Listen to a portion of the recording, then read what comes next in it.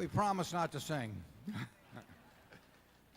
Good morning, and we're delighted to have you all here. One of the things that makes it fun to run Berkshire is that we see real shareholders. That we probably have a larger proportion of our shares held by individuals and not by institutions than virtually any large company in America. And that's the way we like it. And that's we love it when you come. We get to see you. You buy our products. There's still a few things left downstairs, so feel free to leave anytime during the meeting when Charlie's talking to go down and make a few purchases. Now we're going to do as we've always done. First of all, I would like to give very special thanks to Andy Hayward. Andy, would you stand up if you will, please? Andy is the man that there he is.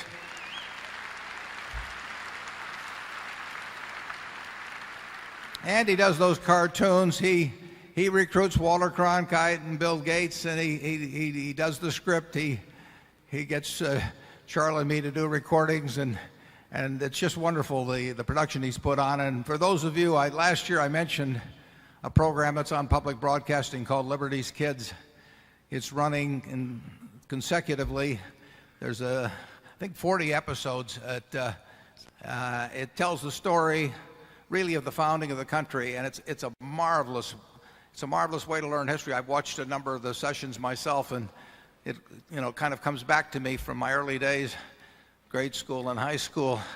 And Andy's done, I think, the parents of America and the country a real service in producing this, and I will predict that 100 years from now people will be watching Liberty's Kids. So I really salute Andy Hayward, and be sure to catch it on public broadcasting. And Andy, thanks for a wonderful production.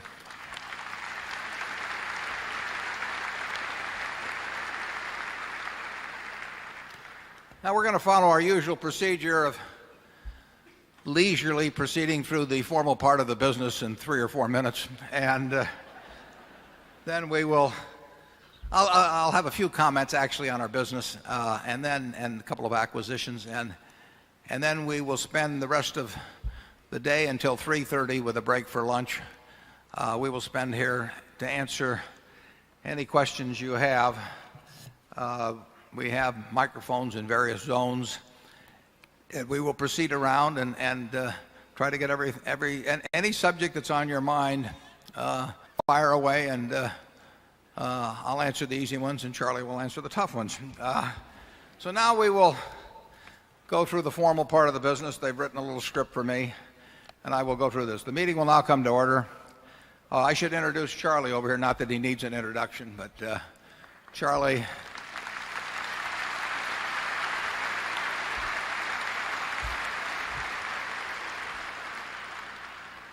and I have been partners of one sort or another since 1959.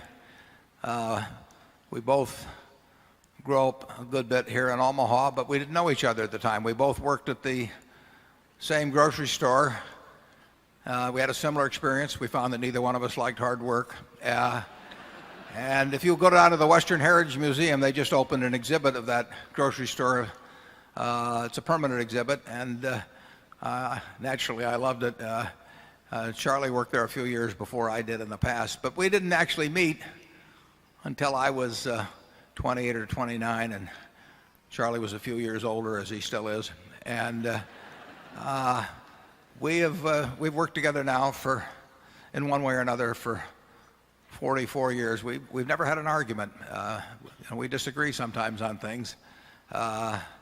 You have to learn to calibrate Charlie's answers. When I ask him whether he likes something, if he says no, that means we put all our money in it. I mean, that is a huge. If he says that's the dumbest idea I've ever heard, that's a more moderate investment that we make. And then you have to calibrate his answers. But once you learn to, we have our directors with us, and I'll introduce them. We have, if you'll stand please as I call your name, and then it'll be hard to do, but you can withhold your applause till they're all standing. Susan T. Buffett, Howard G. Buffett, Malcolm G. Chase, Ronald L. Olson, and Walter Scott, Jr., in addition to Charlie. Those are the directors of Berkshire Hathaway.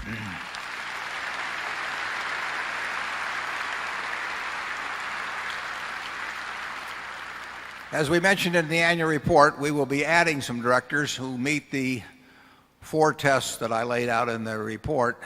We'll be adding some of those probably within the next year whenever we're required to do so. We will be doing it, and we will have people who have a lot of their own money on the line, just like you do in Berkshire, and they will prosper or suffer in relation to how Berkshire does, and not in relation to their directors' fees or other things. So they will be selected for business savvy, which they will have. They will be selected for interest in the company, which is almost guaranteed by their holdings. They will be selected by their shareholder orientation, which again I think that their holdings will produce. And we will have those people on board probably by our next meeting. Also with us today are partners in the firm of Deloitte & Touche, our auditors. They are available to respond to appropriate questions you might have concerning their firm's audit of the accounts of Berkshire. And I might say that almost any question would be appropriate. Mr. Forrest Crutter is Secretary of Berkshire. He will make a written record of the proceedings. Ms. Becky Amick has been appointed Inspector of Elections at this meeting. She will certify to the count of votes cast in the election for directors. The named proxy holders for this meeting are Walter Scott, Jr. and Mark D. Hamburg. We will conduct the business of the meeting and then adjourn the formal meeting. After that, we will entertain questions that you might have. Does the Secretary have a report of the number of Berkshire shares outstanding entitled to vote and represented at the meeting? Yes, I do. As indicated in the proxy statement that accompanied the notice of this meeting that was sent to all shareholders of record on March 5, 2003, being the record date for this meeting, there were 1,309,423 shares of Class A Berkshire Hathaway common stock outstanding, with each share entitled to 1 vote on motions considered at the meeting, and 6,763,493 shares of Class B Berkshire Hathaway common stock outstanding, with each share entitled to 1/200th of 1 vote on motions considered at the meeting. Of that number, 1,071,967 Class A shares and 5,228,705 Class B shares are represented at this meeting by proxies returned through Thursday evening, May 1. Thank you. That number represents a quorum, and we will therefore directly proceed with the meeting. First order of business will be a reading of the minutes of the last meeting of shareholders. I recognize Mr. Walter Scott, who will place a motion before the meeting. I move that the reading of the minutes of the last meeting of the shareholders be dispensed with and the minutes approved. Do I hear a second? The motion has been moved and seconded. Are there any comments or questions? We will vote on this motion by voice vote. All those in favor say aye. Opposed? You can signify by saying I'm leaving. The motion is carried. The first item of business at the meeting is to elect directors. If a shareholder is present who wishes to withdraw a proxy previously sent in and vote in person on the election of directors, he or she may do so. Also, if any shareholder that is present has not turned in a proxy and desires a ballot in order to vote in person, you may do so. If you wish to do this, please identify yourself to meeting officials in the aisles who will furnish a ballot to you. With those persons desiring ballots, please identify themselves so we may distribute them. I now recognize Mr. Walter Scott to place a motion before the meeting with respect to election of directors. I move that Warren E. Buffett, Charles T. Munger, Susan T. Buffett, Howard G. Buffett, Malcolm G. Chase, Ronald L. Olson, and Walter Scott, Jr. be elected as directors. Sounds good to me. It has been moved and seconded that Warren E. Buffett, Charles T. Munger, Susan T. Buffett, Howard G. Buffett, Malcolm G. Chase, Ronald L. Olson, and Walter Scott, Jr. be elected as directors. Are there any other nominations? Is there any discussion?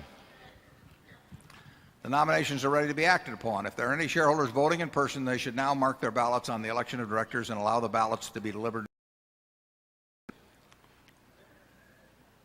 Would the proxy holders please also submit to the Inspector of Elections a ballot on the election of directors, voting the proxies in accordance with the instructions they have received? Ms. Amick, when you're ready, you may give your report. My report is ready. The ballot of the proxy holders in response to proxies that were received through last Thursday evening cast not less than 1,058,098 votes for each nominee. That number far exceeds a majority of the number of the total votes related to all Class A and Class B shares outstanding.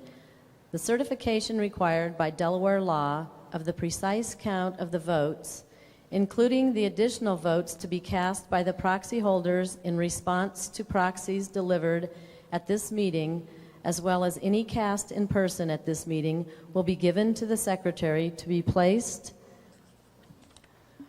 with the minutes of this meeting. Thank you, Ms. Amick. Warren E. Buffett, Susan T. Buffett, Howard G. Buffett, Malcolm G. Chase, Charles T. Munger, Ronald L. Olson, and Walter Scott Jr. have been elected as directors. The next item of business is a proposal put forth by Berkshire shareholder Christopher J. Freed, the owner of 2 Class B shares. Mr. Freed's motion is set forth in the proxy statement and provides that the shareholders request the company allow Class B shareholders who own at least 7 registered shares of Class B stock to become eligible to participate in the shareholder designated contributions program. The directors have recommended that the shareholders vote against this proposal. We will now open the floor to recognize Mr. Freed or his designee to present his proposal. Thank you, Mr. Buffett. Good morning, my fellow shareholders. My name is Chris Freed, and I am here to present a shareholder proposal. This proposal is designed to extend the shareholder designated contribution program to include Class B shareholders. Let me first start off by saying in our shareholders owner manual, there is a statement that I would like to quote at this time. Although our firm is corporate, our attitude is partnership. Charles Munger and I think of our shareholders as owner partners and of ourselves as managing partners. We do not view the company itself as the ultimate owner of our business assets, but instead view the company as a conduit through which our shareholders own the assets. With that in mind, I present the following proposal for a vote.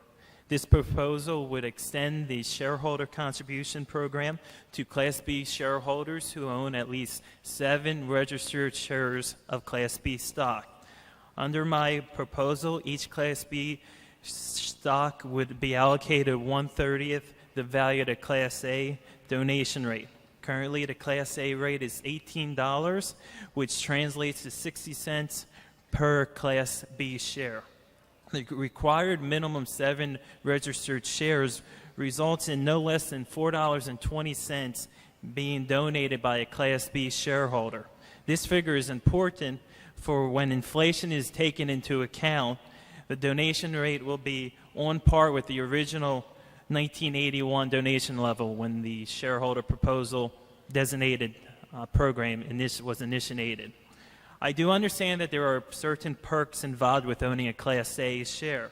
However, those perks should only be limited to voting rights and the ability to convert Class A shares to Class B shares.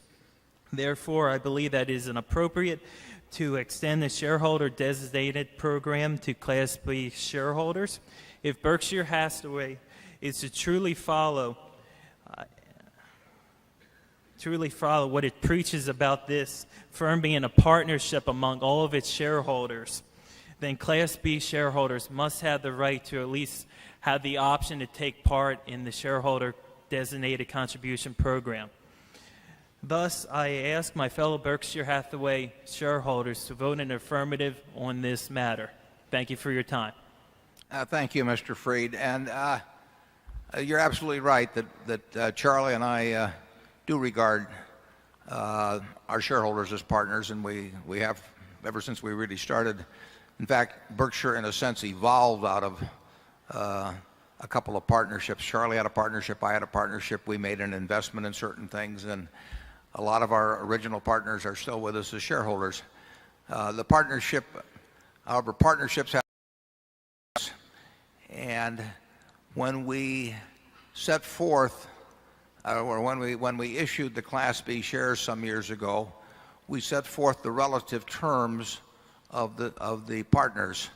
And the Class A and the Class B are quite similar in economic terms, but they're not identical. And at the time we issued those shares to a new group of partners, Class B partners, we explained quite clearly, I believe, exactly what differences there were. There was a difference in voting rights. There was a difference in the Class A could be converted to B, but not the reverse. And there was a difference in the shareholder designated contribution program. Ever since we issued those shares, I don't know, maybe 6 or 7 years ago, we in effect have had a compact with both the A and B shareholders that we would treat the two classes in a way consistent with what was explained at the time of issuance. So if we were to change the vote, the conversion ratio, or the shareholder designated contribution program, we would in effect be changing a deal that was made and that has been recognized as having been made ever since the B shares were issued. People have bought the A shares in preference to B because of certain reasons. People have bought the B shares for other reasons. But they have relied on the fact that we would abide by what we said we would do at the time we issued those shares. We'll not take anything away from the B. We'll not take anything away from the A. We'll run things just as they are. And in the future, I happen to have shares my holdings concentrated in A shares. But the A will never get any advantage over the B except for the ones we laid out at the time of issuance of the B. It would actually be unfair to A shareholders, and particularly to A shareholders who have bought since the B was issued, to tell them that the economic relationship between the A and B was being changed, even though only in a slight way, to the benefit of benefit of the B and the detriment of the A.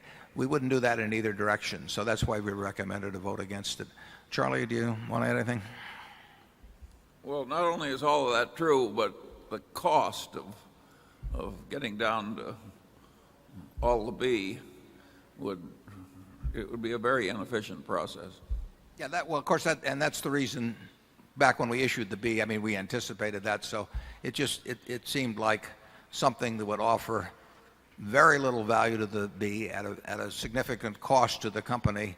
And therefore, we spelled it out quite clearly, I believe, in the original prospectus, and it's been spelled out in every annual report subsequently. So it's the deal.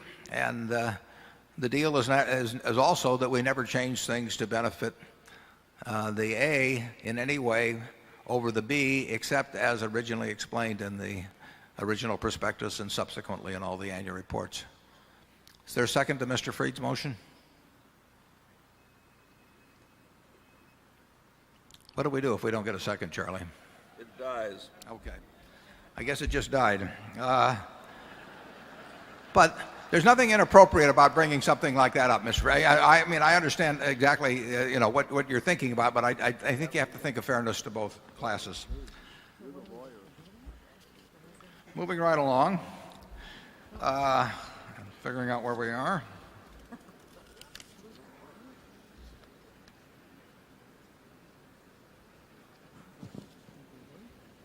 I guess we're moving along to adjournment of the meeting. And after that, we will have the questions we talked about, and I'll also tell you a little bit about the business since the annual report came out. Walter Scott, do you have a motion to put before the meeting? Do we have a second? Motion to adjourn has been made and seconded. We will vote by voice. Is there any discussion? If not, all in favor say aye. All opposed say no. The meeting's adjourned.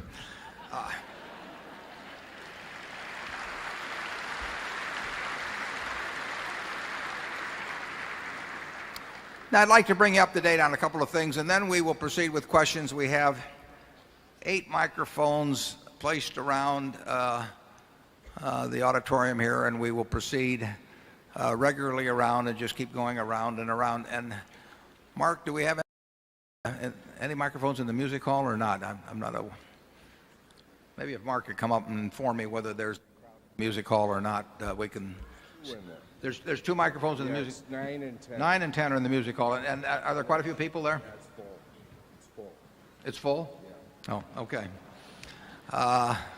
We haven't put microphones out on the sidewalks yet, but we'll get to that someday. We've contracted to make 2 acquisitions this year.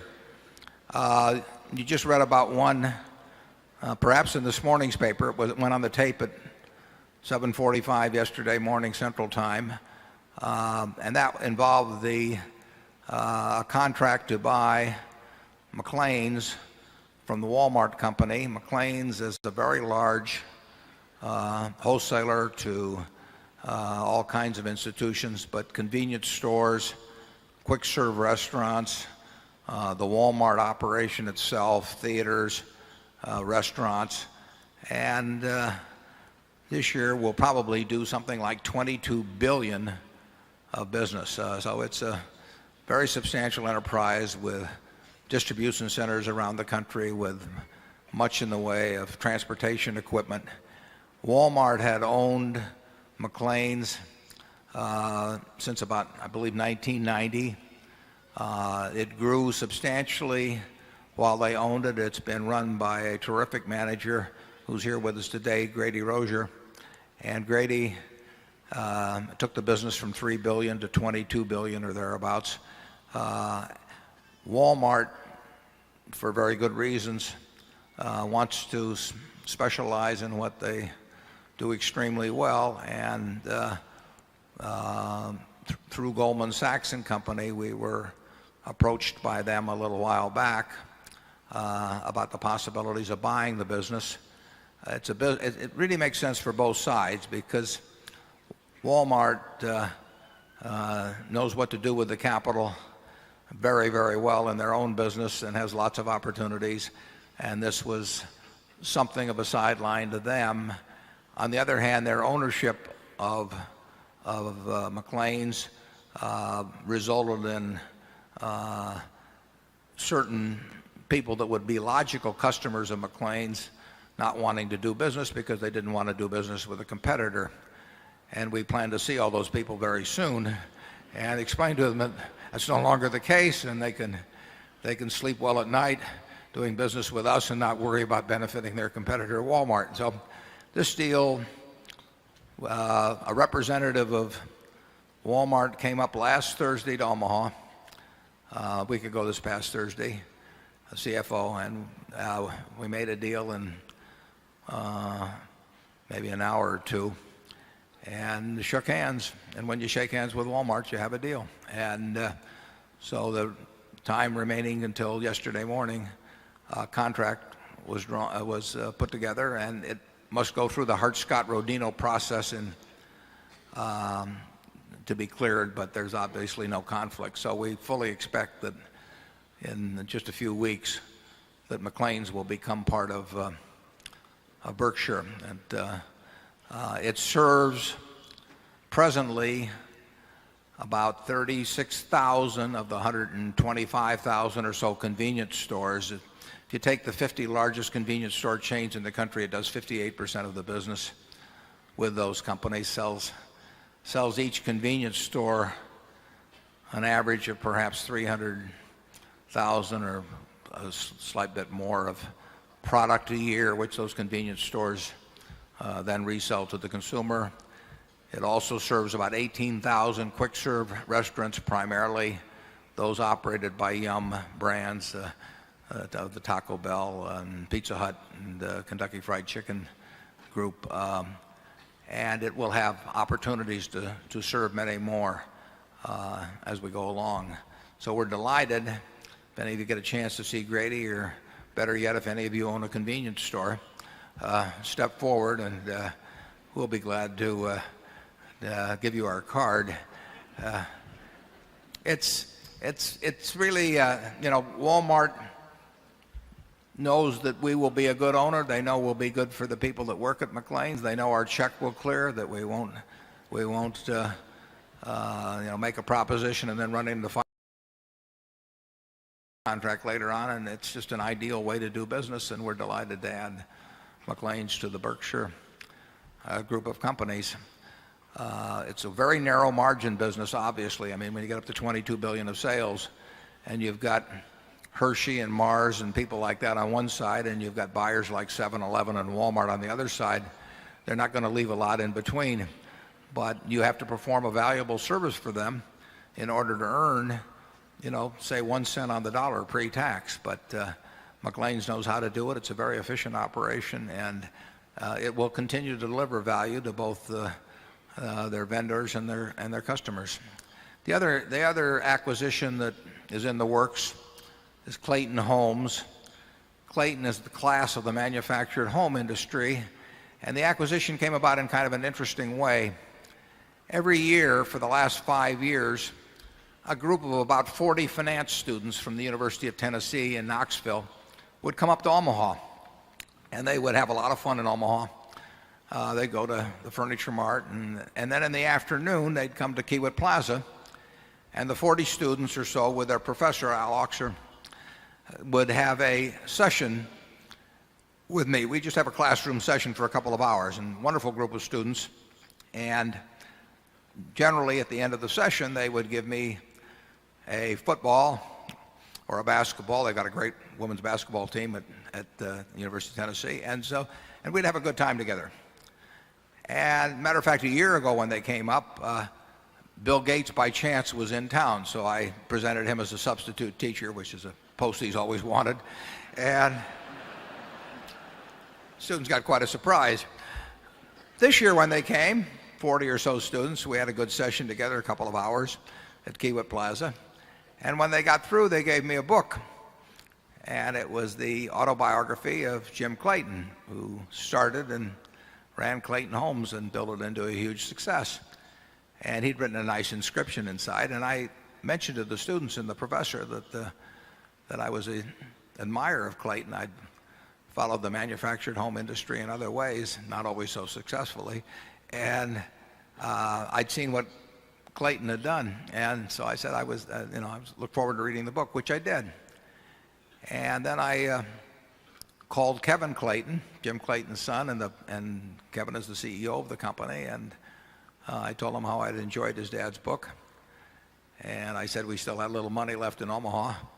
And if they ever decided to do anything, we would be interested. And I suggested at what price we might be interested. And a phone call or two later, a couple of phone calls, we made a deal. And I had not been to Knoxville. I checked out a few manufactured homes, suggested that my family buy a repo. But that deal came about in that manner. And that's the way things tend to happen at Berkshire. The phone rings or we pick up the phone in this particular case. And the manufactured home industry got into significant trouble, very significant trouble, because credit terms, they went crazy on credit 4 or 5 years ago. And when you go crazy on credit, you suffer in a very big way, and that's what happened in that industry. Conseco, that some of you may have read about, ended up holding, or servicing, I should say, the $20 billion worth of manufactured home credit. And they got in big trouble for that and other reasons. And Oakwood, where we own some junk bonds, went into bankruptcy. They're a big operation in the country. A couple of the other biggest players in the industry are losing significant money. Manufactured home, the companies have lost the ability to securitize the receivables they get when they sell homes. And so the industry has been in the tank.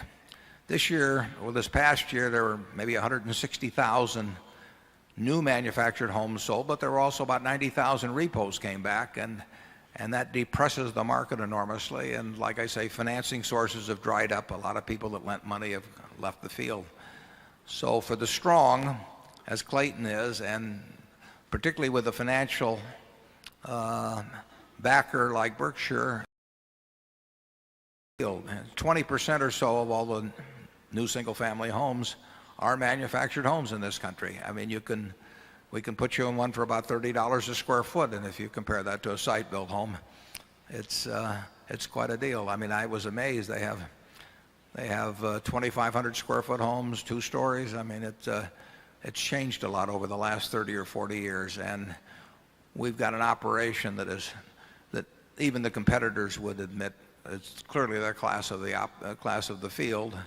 But even for Clayton, financing was getting more difficult. I mean, the lending community got burned very badly in manufactured homes, and people have sworn off them from the lending standpoint. And Clayton did securitize an issue in February of this year, but they had to keep more of the bottom layers of the securitization themselves. So it's a good marriage, and it's one where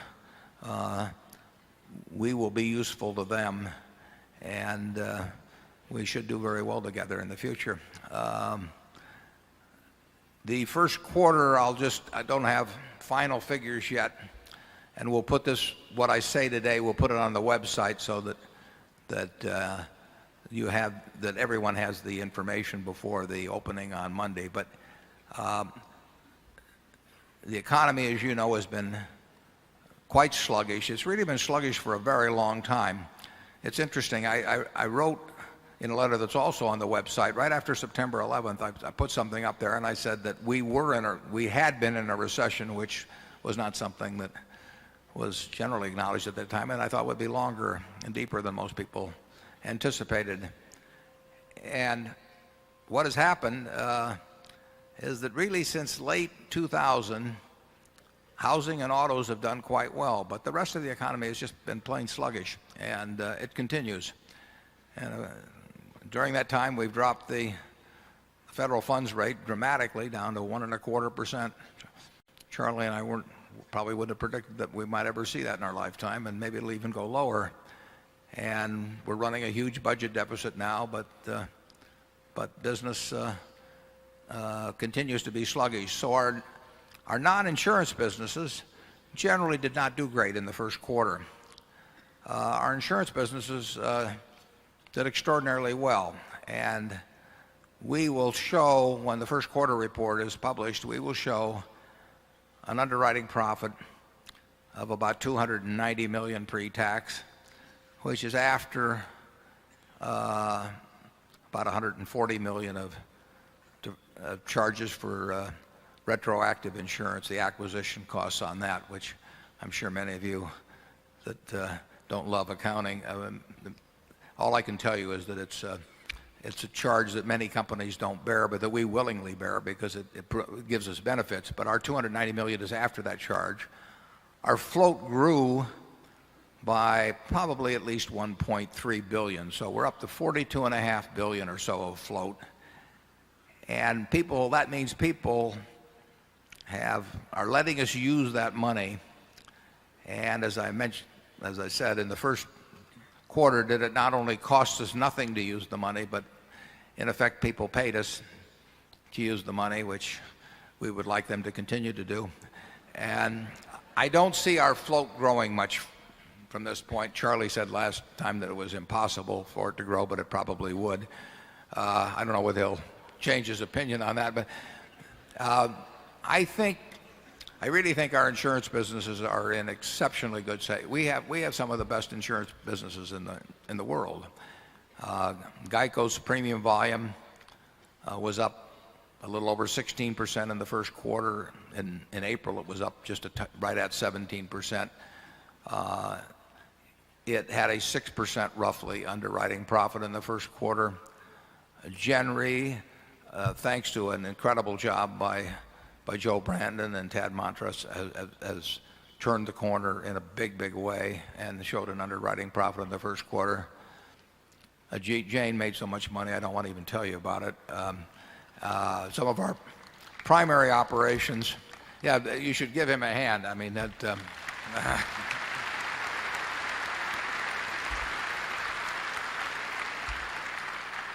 when you get Charlie to clap, you know he's made us a lot of money. Particularly U.S. liability and national indemnity primary operations and our home state company, they've all done they're all doing remarkably well. And you never know what's going to happen in insurance. I mean, there could be an 8.0 earthquake in California or Tokyo, or there could be one in New Madrid, Missouri, as there was a couple hundred years ago.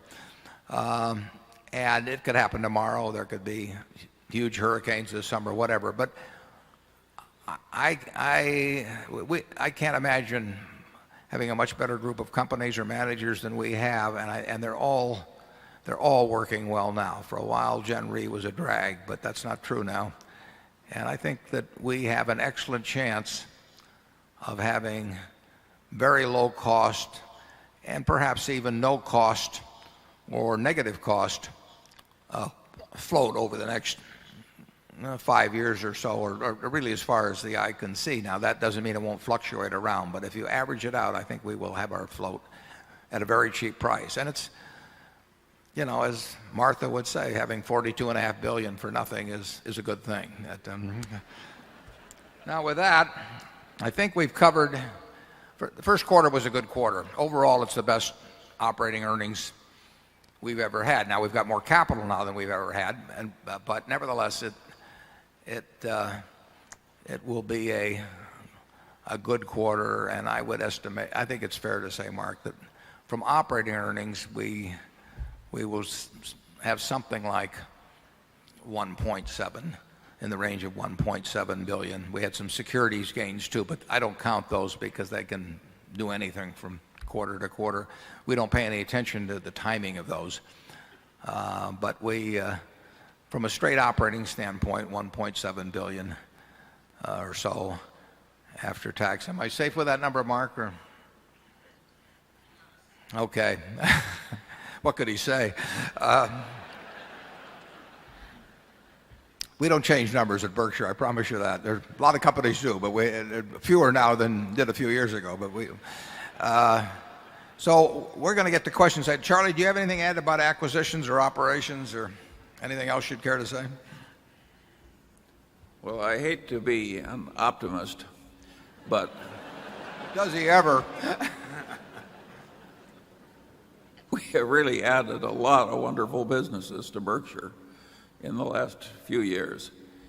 It's been some delightful business.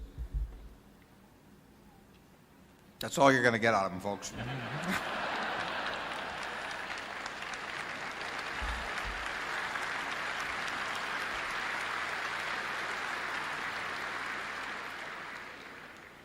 Okay, we're going to start around, and we've added 2 microphones to the music hall. And let's start with Zone 1, which is over on my right. And do we have the first question? Good morning. I'm George Brumley from Durham, North Carolina. My first question is related to Executive Jet. It's been almost 5 years since the acquisition of Executive Jet, a purchase in a much different economic and geopolitical environment. What business metrics do you use to measure success in an industry with as much flux as this one, and what has changed in those metrics since the time of acquisition? What are the prospects for Europe, and have those prospects changed? While none of the competitors approach Executive Jet in terms of scale and scope, what impact are they having on the competitive environment? And lastly, would you please explain the long-term aspect of the business model as many of the jets age out of the program? Okay, George, I got through college answering fewer questions than that, but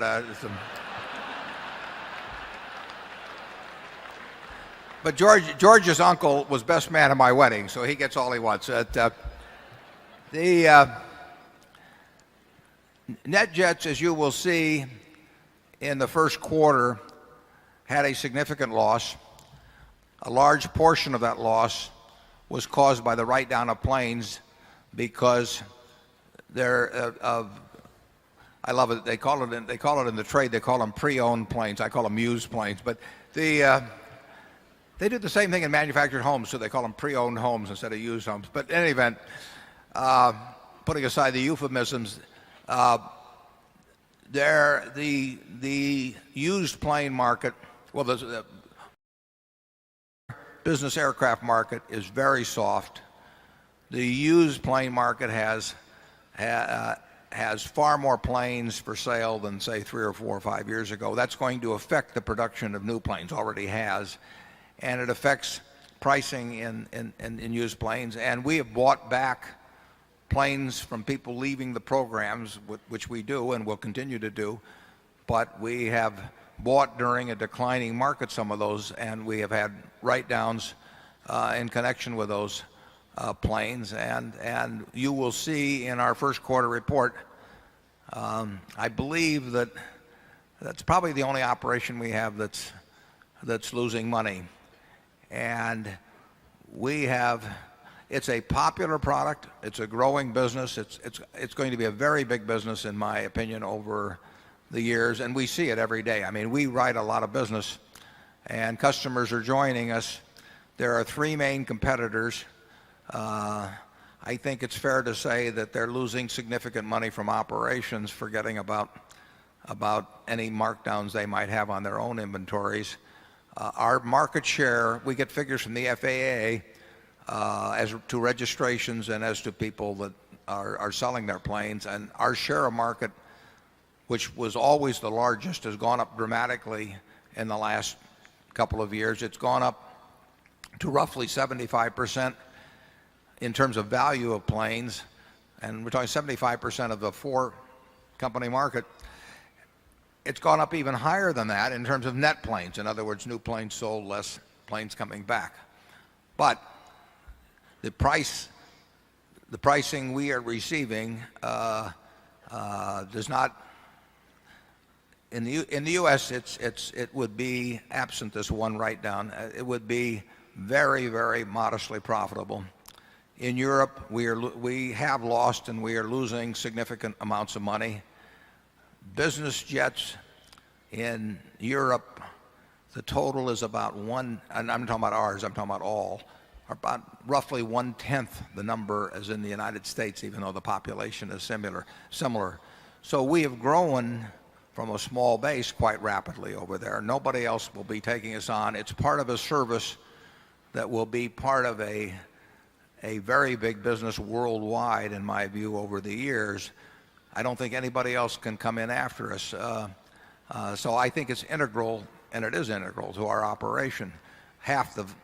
Roughly half the miles flown in Europe arise from American owners, and that will just do nothing but get bigger over the years because our number of owners, every month our number of owners goes up significantly.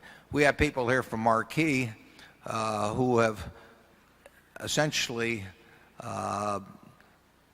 they've become a customer of ours, and then they resell cards for 25 hours, and they have added 40 or 50 customers a month in recent months. So it's a popular service.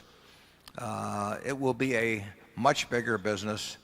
I think there will be a shakeout at some point, and maybe fairly soon. You can look at the Raytheon prospectus or the Raytheon 10K, and you will find some interesting information about their operation. And it's not hard to figure out what's going on.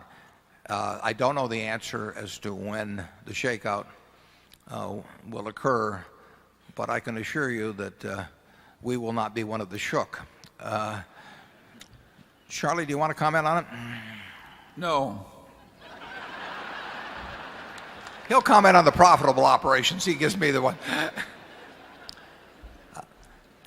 The long-term business model is that basically we believe that perhaps 10 times the number of people that are now flying us with us will be flying with us some years in the future, that having the best service, the best record, and the best policies for safety and security will leave us very dominant in the field, and that people will pay an appropriate price for the service. And we see all kinds of evidence of that, but we do not see a profit this year, in my view, at NetJets.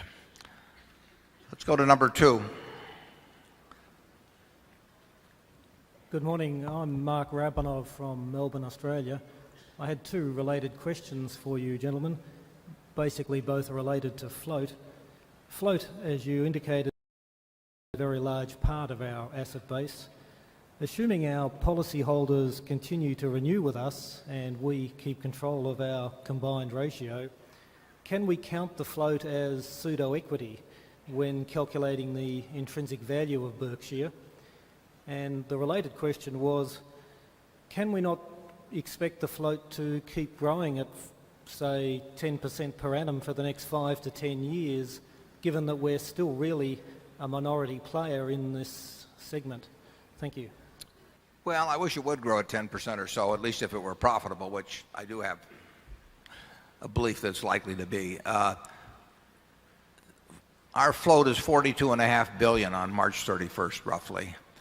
I think the entire float of the American property casualty industry, could be something roughly in the area of $500 billion. So we may be some figure like 8% or a little bit more, maybe even 9%, somewhere in that range, of the total PC float of the United States. Now, it's true we have a little outside the country too, but the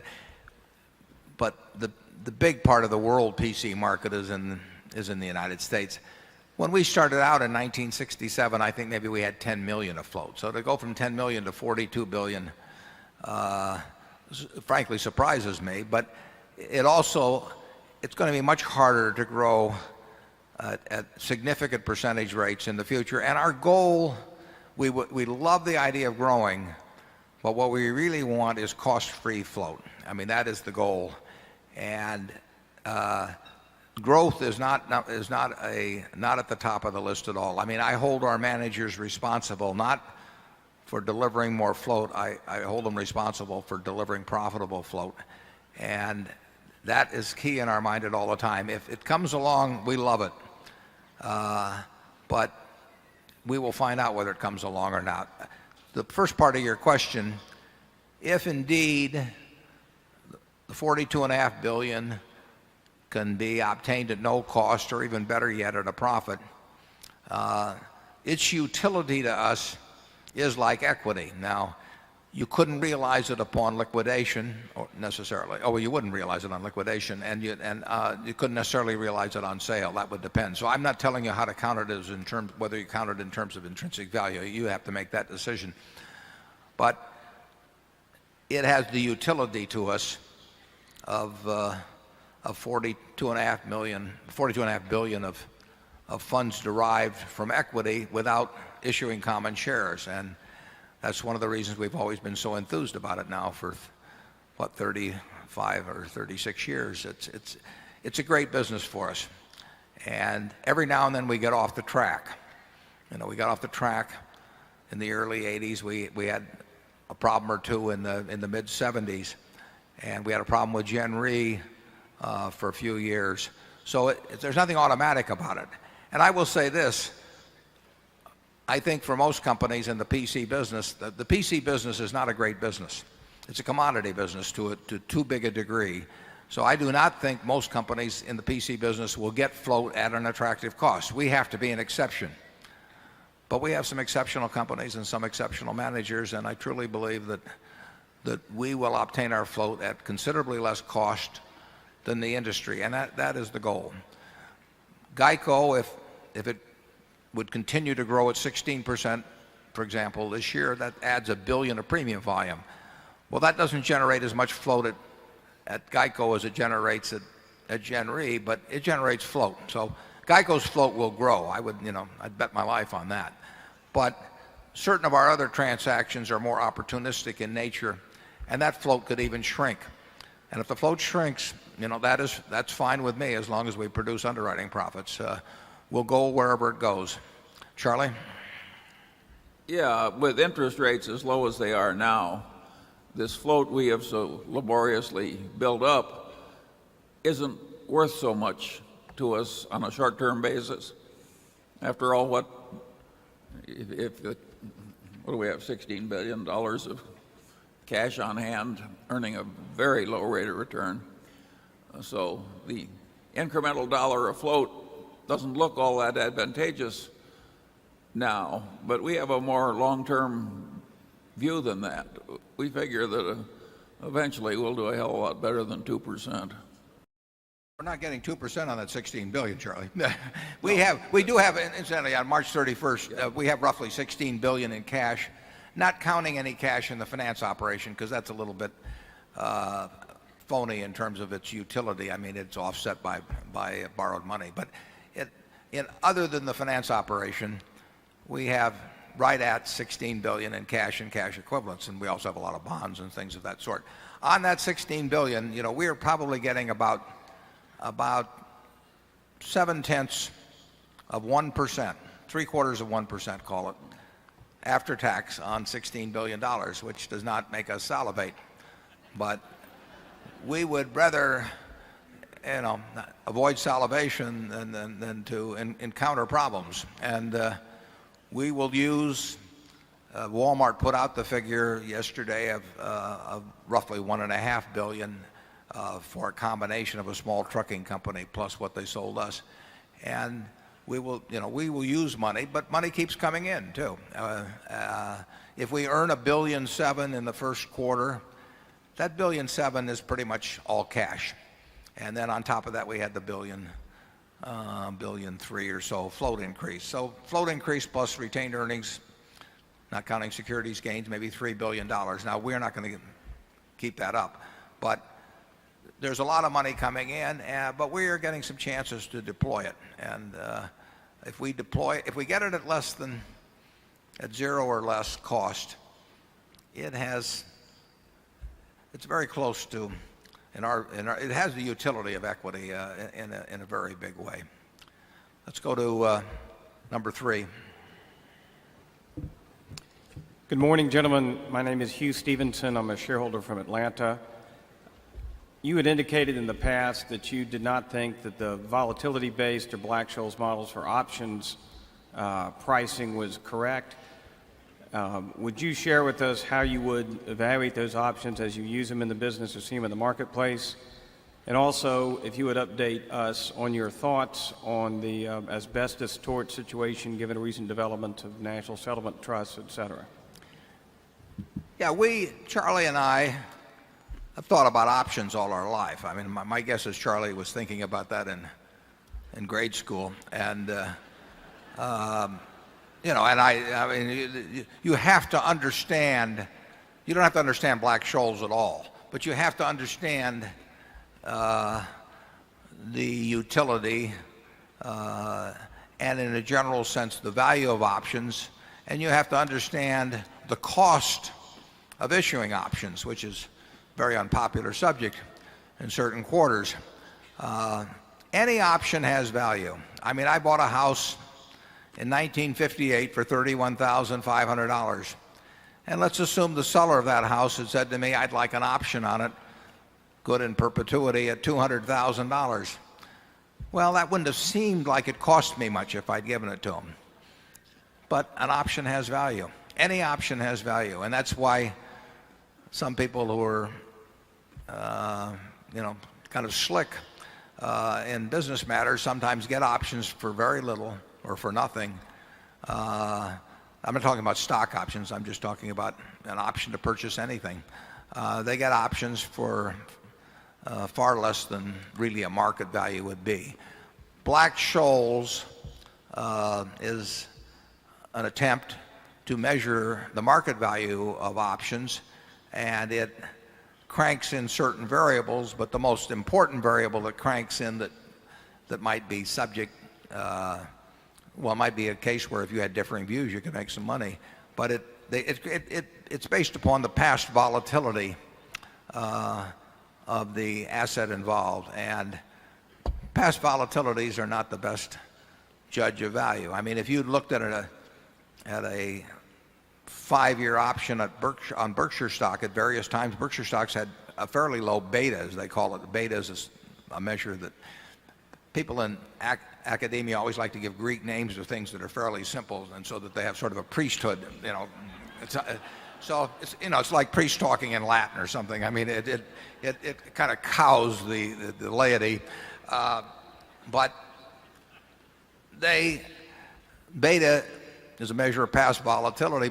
Berkshire's had a low volatility, but that didn't mean that the option value of it to anybody that really understood the business was low.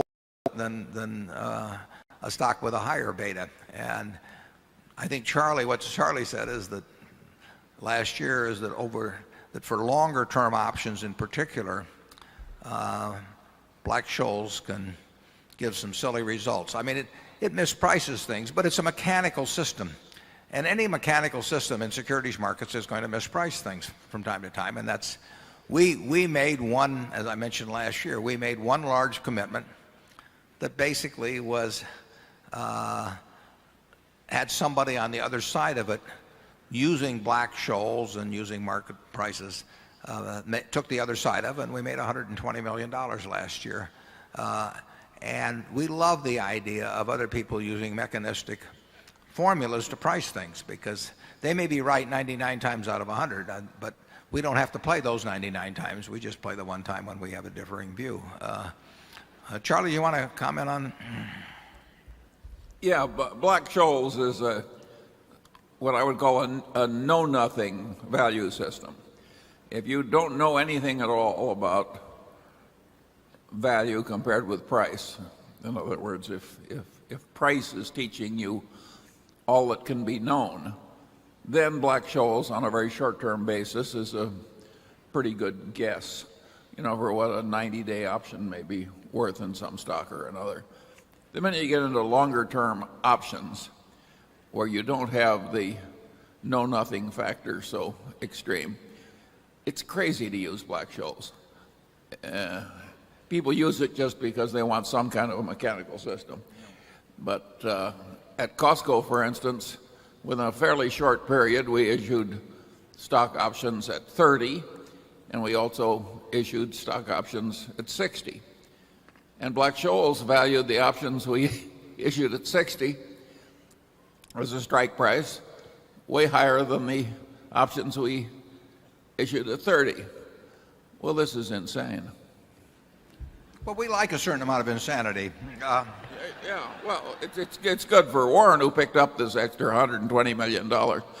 But so he's fonder of this kind of insanity than I am.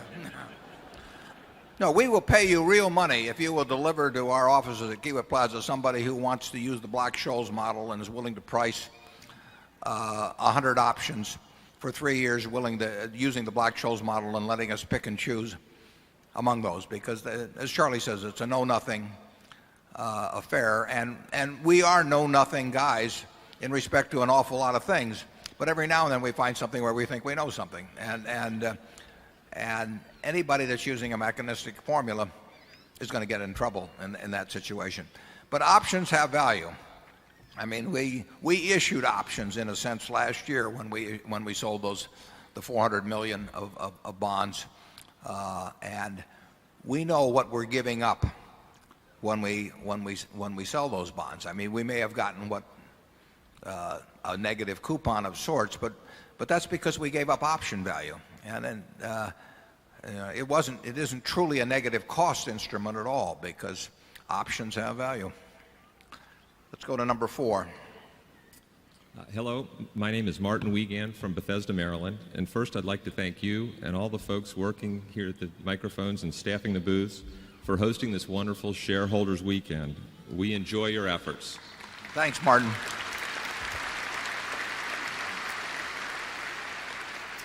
My question is about a company getting its employee compensation aligned with shareholder interest.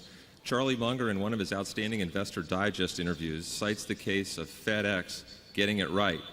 In the newspapers, we've all just read about American Airlines, Bethlehem Steel, and a lot of other companies getting it wrong. I find precious little written about compensation systems. Would you share with us how you get it right at Berkshire Companies? Also, your old golf coach and racetrack friend Bob Dwyer asked me if you would like to share with us your pick in the Kentucky Derby. Is Bob back there with you, Martin? No, in the middle. Oh, Bob. Yeah, Bob and I did spend a lot of time at the racetrack in high school. He was not only the basketball coach at Woodrow Wilson High, but he was also the golf coach. And whenever I wanted to go to the races, he would write an excuse to my other teachers saying that we had to go out for the golf team and then we would head off to Charleston or Havre de Grace or Pimlico or someplace, and he cleaned up his act subsequently. It's good to have Bob with us. He was known for his famous 3-iron shots. He was known as Trolley Wire Dwyer in those days. Charlie, do you want to talk about comp a little? Well, as the shareholders know, our system is different from that of most big corporations. We think it's less capricious. The stock option system will give extraordinarily liberal awards sort of by accident to some people, and it will deny other people any reward at all at some different time, in spite of great contributions made by the people who are getting nothing. So, except where we inherit it, we just don't use it. But we must be in a minority far less than 1%, right? It's where we like to be, right? Oh, it's interesting. We inherited some stock options at Berkshire primarily in the General Re transaction, and not through any failing of anybody or there's no aspersion to be cast, but at all. But those options turned out to be quite valuable. They would not have been valuable if General Re had been left alone as a standalone company. They profited from the fact that other parts of Berkshire did well, and the money went to the people that had these options who delivered nothing to the performance of Berkshire for a while. Now that is not an indictment of anybody in the least at Gen Re. It's an indictment of an option system which represents a lottery ticket and also a royalty on the passage of time, because as you know, an option holder has benefits from retained earnings and benefits not at all from dividends. And that puts his interest maybe quite contrary to that of the shareholders. So we believe in paying for performance, but we believe in tying performance to what is actually under the reasonable control of the person that's being measured. And to give a lottery ticket on the overall results of Berkshire Hathaway to someone who is running a business that's 1% of the whole is really crazy. And I would say that you have seen probably more misdirected compensation throughout the corporate America in the last 5 years, than in the 100 years before that. It's been extraordinary. And there was wealth creation in the 90s, just like in the 80s and the 70s and the 60s and the 50s. But there was a wealth transfer like had never been experienced before. And you can't blame people for wanting to cash in on it. If anybody wants to walk up and hand me a half a dozen lottery tickets for the Nebraska lottery, I'll accept them. But it will have nothing to do with how I do in terms of running Berkshire. Actually, Charlie and I think a properly designed option system, which includes cost of capital and some other factors, and ties it to the performance of the people involved, we think that can make sense when we've used various incentive programs that are similar to that. But the idea of just passing them out and telling people that for 10 years they get a free ride and then repricing, if your stock goes down, their stock doesn't go down, their option price goes down, that is not our idea of a great compensation system. If we are right with our general approach, it has considerably important implications, because the natural implication is that more than 99% of corporate compensation systems are more than a little crazy in America. And I want to emphasize that Berkshire is not illiberal. I mean, we've got various incentive systems out where people make tens of millions and may make hundreds of millions. So we're not against rewards for people who make vast contributions, but a system that's basically capricious and which doesn't tailor the results per person and per activity very well, we just think it's crazy. We love to see people are associated with Berkshire making money as long as they're making money for you at the same time. It's very simple. But we don't want them to get a free ride off your money.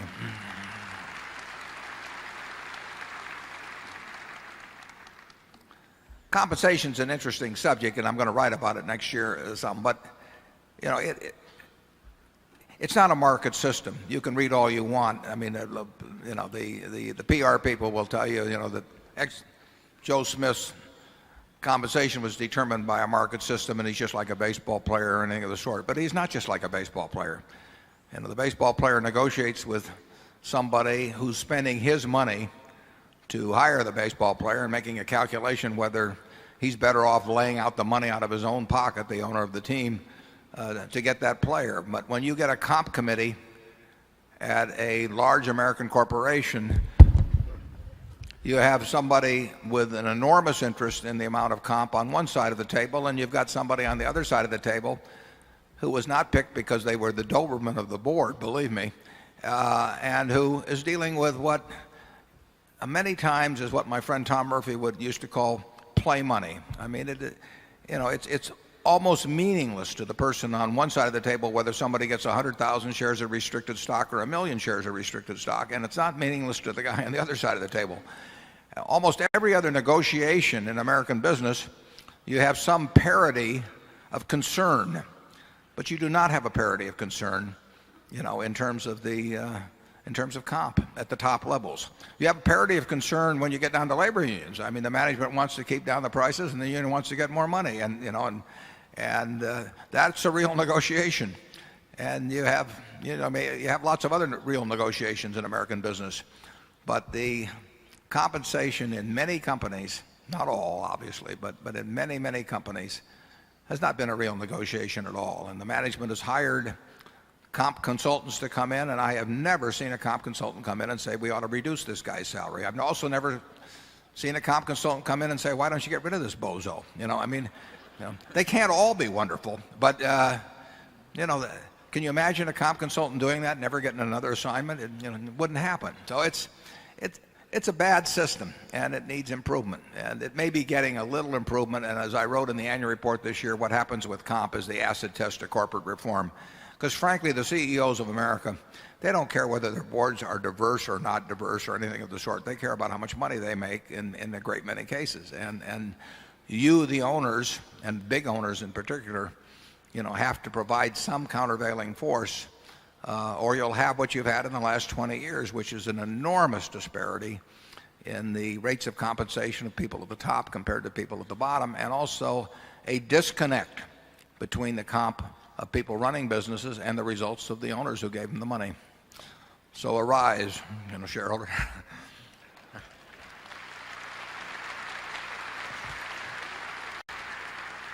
Let's go to number 5. Good morning. Good morning. My name is Matt Sauer, and I'm from Durham, North Carolina. In a 1977 Fortune magazine article titled How Inflation Swindles the Equity Investor, you argued that corporate earnings in aggregate acted like a bond coupon and thus were negatively impacted by high inflation. Due to high inflation at the time, you posited a world where a 12% return on corporate equity was reduced to 7% after taxes and netted out to 0% in real terms. You have been sounding downcast about the prospects for equities for several years, much of which we assume relates to extreme starting valuations. If inflation was decidedly bad for investors in 1977, isn't the relative lack of it in today's economy at least one mark in the plus column for equity owners? Is there also a future inflation expectation component in your warnings that investors are likely to be disappointed by equity results?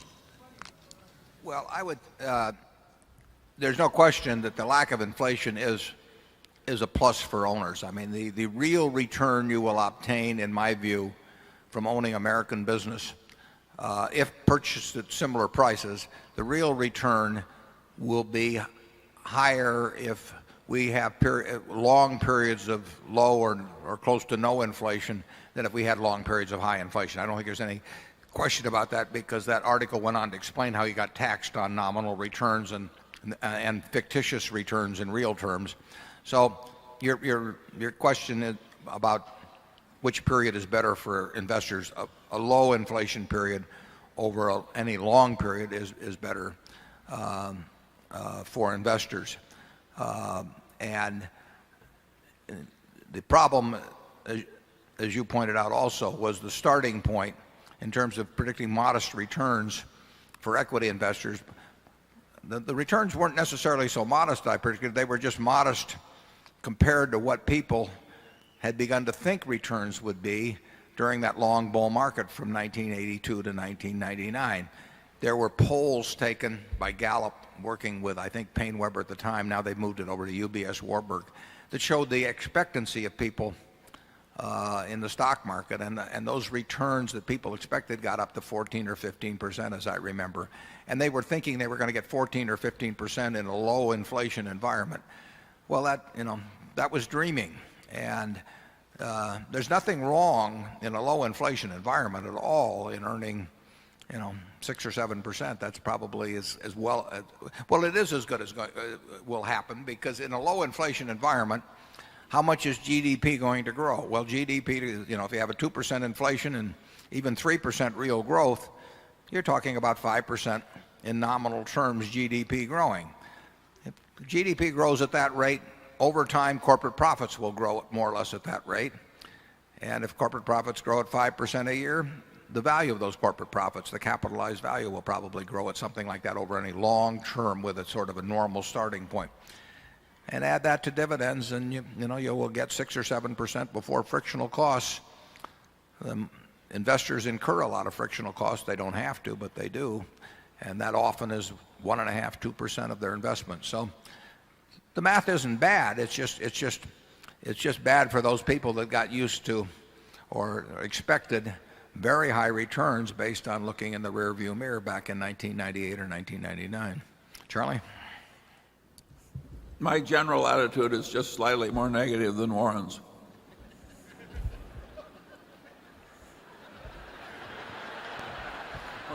You've heard it, folks.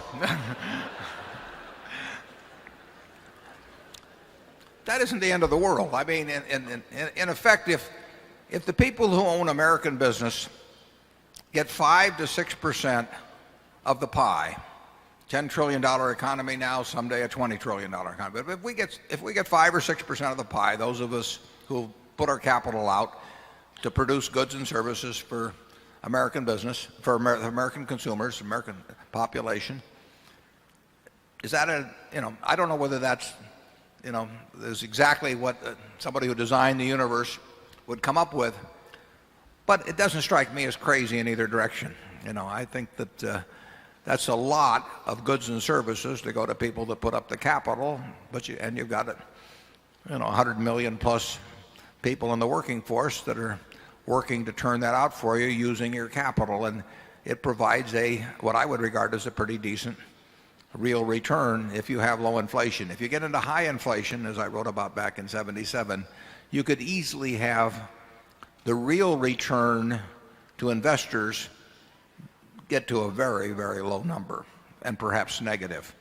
I mean, inflation can swindle the equity investor, as I wrote back then, and I used 7,000 words to explain why, and we'll be glad to send you a copy of that article if anyone's still interested. But inflation is the one thing that over a long period of time can turn investors' results in aggregate into a negative figure.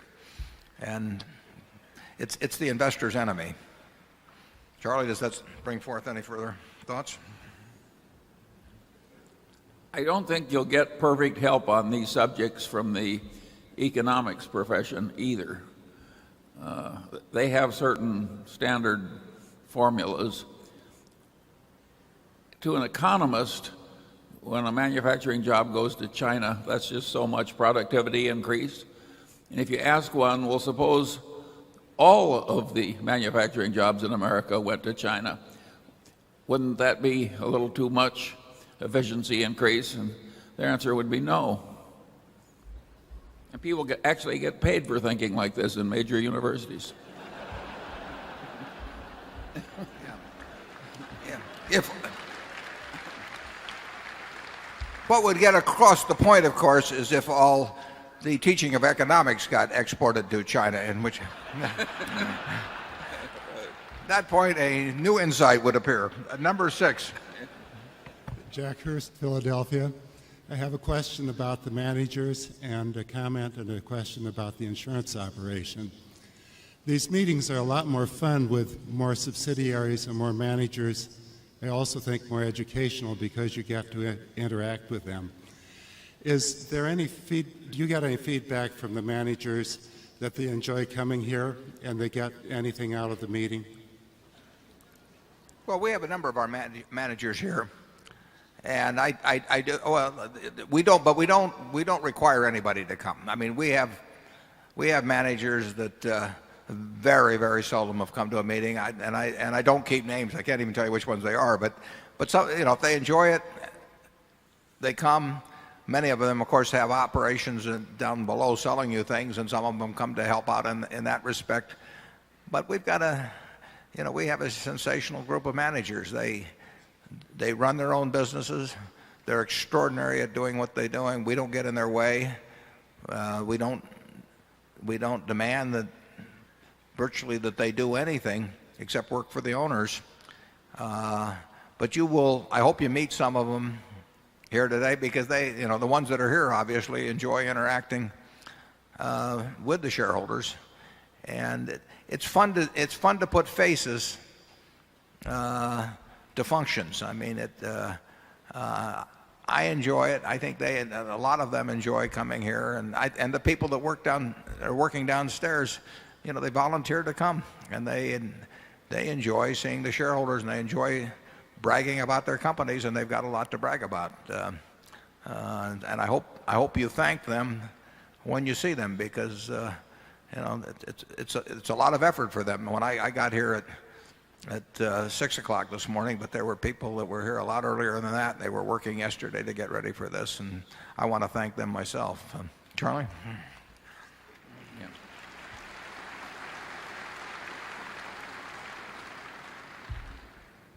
I don't think our managers who come to this meeting are picking up new tricks. Most of our managers know all the tricks that are related to their businesses.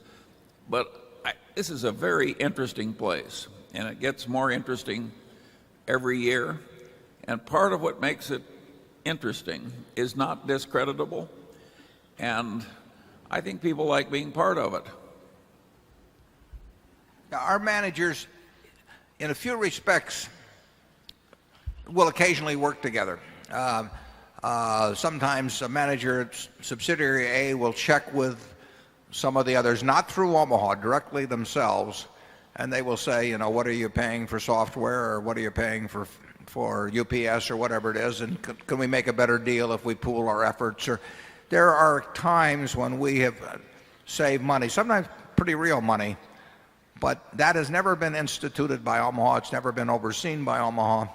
It's because manager A decides to call manager B, and they like each other, and they can make their own operation better, sometimes by combining purchasing power, and occasionally by just having an idea here or there. But there's no organized way of going at that in Berkshire, and nobody has to play. Number 7. I'm John Bailey from Boston. I'd like to ask about our consumer businesses, which means that I have to ask about the consumer in general.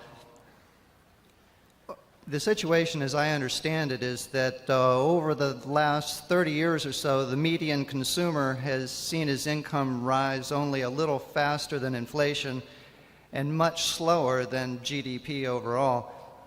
Income inequality is at a 400-year high.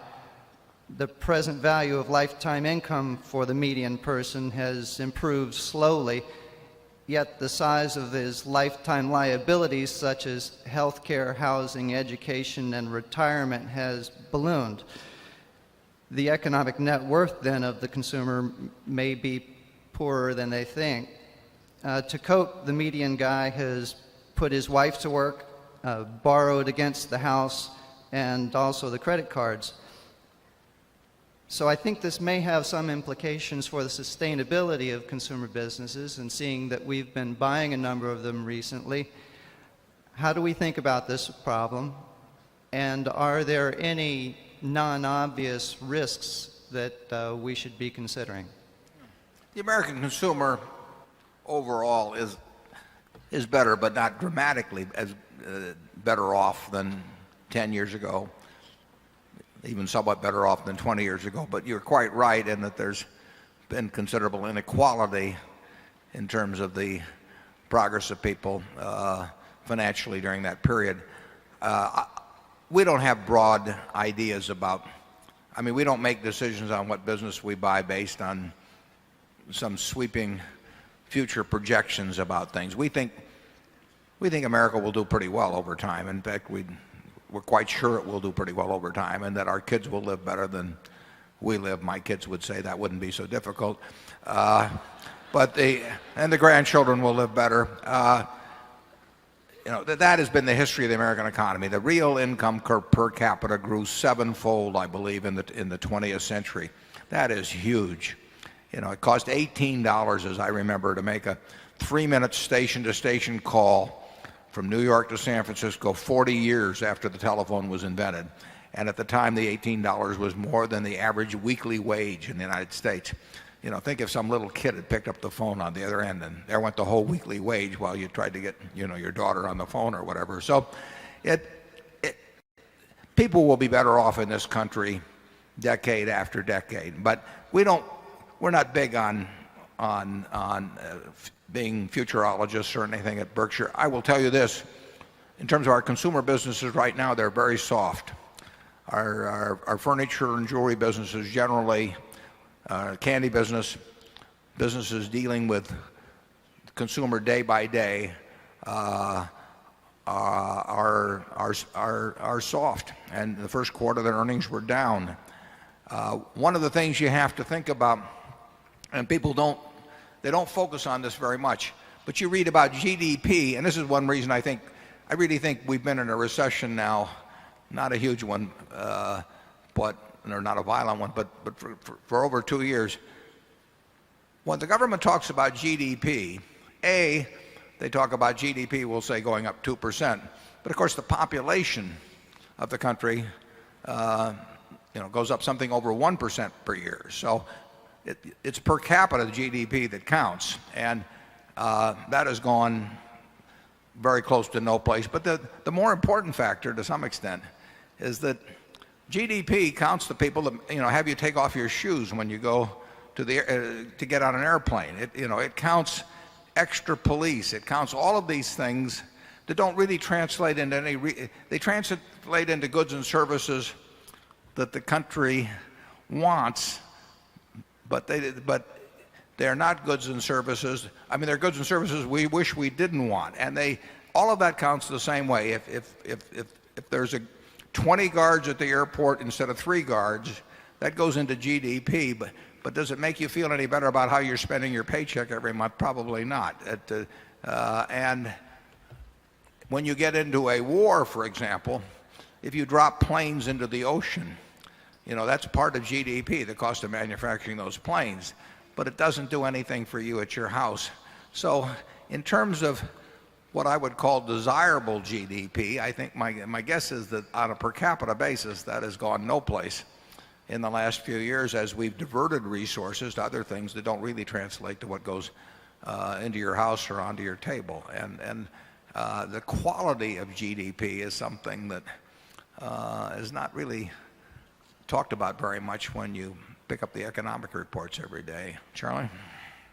Yeah, and the type of figures you gave us about inequality tend to obscure a basic and important fact. If the same families were permanently at the top of the economic heap, there'd be huge resentments about current inequality. But when the coupon clippers and the DuPont family go down and somebody creates something like pampered chef and comes up, in a real sense, something wonderful is happening in terms of equality, even though at the end it looks like there's been no progress. That much churn makes people think the whole system is fair.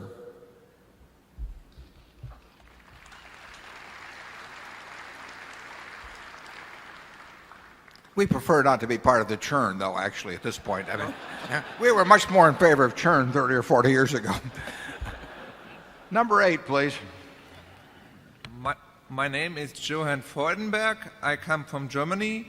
I would like to know the accounting book you like best. Thank you.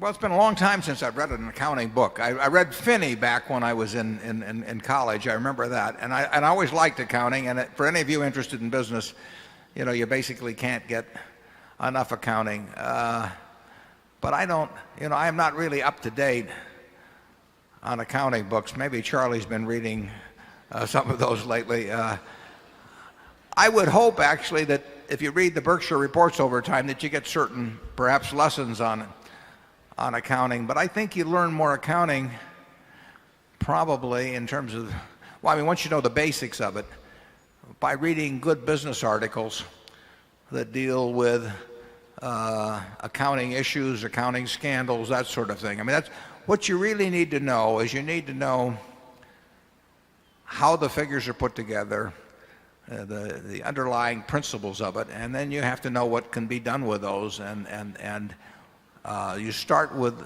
the accounting figures as the raw material of understanding a business, but you have to bring something additional to that.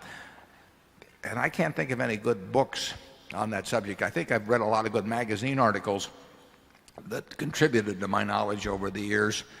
And I've just, you know, I've read a lot of annual reports and seen what people can do with accounting. And as I've said before, if I don't understand it, I figure it's probably because the management doesn't want me to understand it.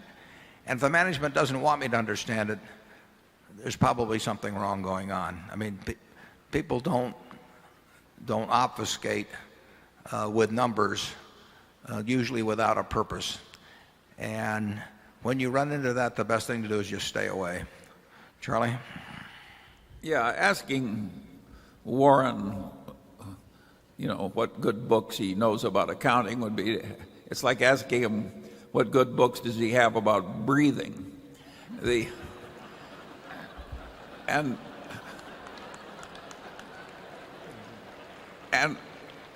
what the implication of that is that you start by learning the basic rules of bookkeeping, which are sort of like the basic rules of addition and subtraction. And then you have to spend a lot of time before that accounting gets related to the larger reality. And that's a lifelong process. Okay, we're going to try and go to the music hall, number 9. Is this working? I believe so. Okay, good. Bill Ackman from New York City, and my question is as follows. Insurance companies, could you comment on insurance companies taking on credit risk through the sale of credit derivatives, the adequacy of the accounting for these derivatives, and finally, could you explain why the financial guarantee insurers, who are the primary sellers of these derivatives have the same AAA rating Berkshire has, despite their more than 140 to 1 leverage and the correlated nature of the risks that they take on? Well, I think you should go to work for Standard & Poor's or Moody's. The question about credit insurance or credit guarantees of one sort or another, that's become very popular, and it's become actually popular with sort of the standard insurance, property casualty insurance companies in recent years. And I would say that in many cases the people participating in that business don't really know what they're doing. It's so easy in the insurance business. It's the curse of the insurance business. It's also one of the benefits of it is that people hand you a lot of money for writing out a little piece of paper. And what you put on that piece of paper is enormously important. But the money that's coming in that seems so easy can tempt you into doing very, very foolish things. We had a situation here in Omaha 15 or 20 years ago in the mid-'80s, where Mutual of Omaha, the largest health and accident association in the world, at least at one point, and they decided to go into the reinsurance, property casualty reinsurance business. And in a very, very, very short time, they wrote not very many contracts, and it resulted in wiping out half of the net worth of everything that had been built up over many, many decades. If you are willing to do dumb things in insurance, the world will find you. I mean, you can be in a rowboat in the middle of the Atlantic and just whisper out, "I'm willing to write this," and then name a dumb price, and you will have brokers swimming to you, with their fins showing, incidentally. It is brutal. I mean, if you are willing to do dumb things, there are people out there, and it's understandable, but they will find you, and you will get the cash up front. You will see a lot of cash, and you won't see any losses, and you'll keep doing it because you won't see any losses for a little while, so you'll keep taking on more and more of this, and then the roof will fall in.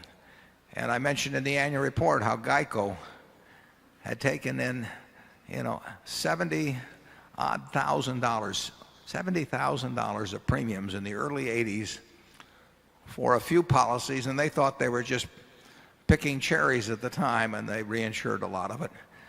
And so far we've lost $93 million. Now the most we could make was 70-odd thousand, and I don't know what the most we can lose is, but I know that 93 million has gotten my attention.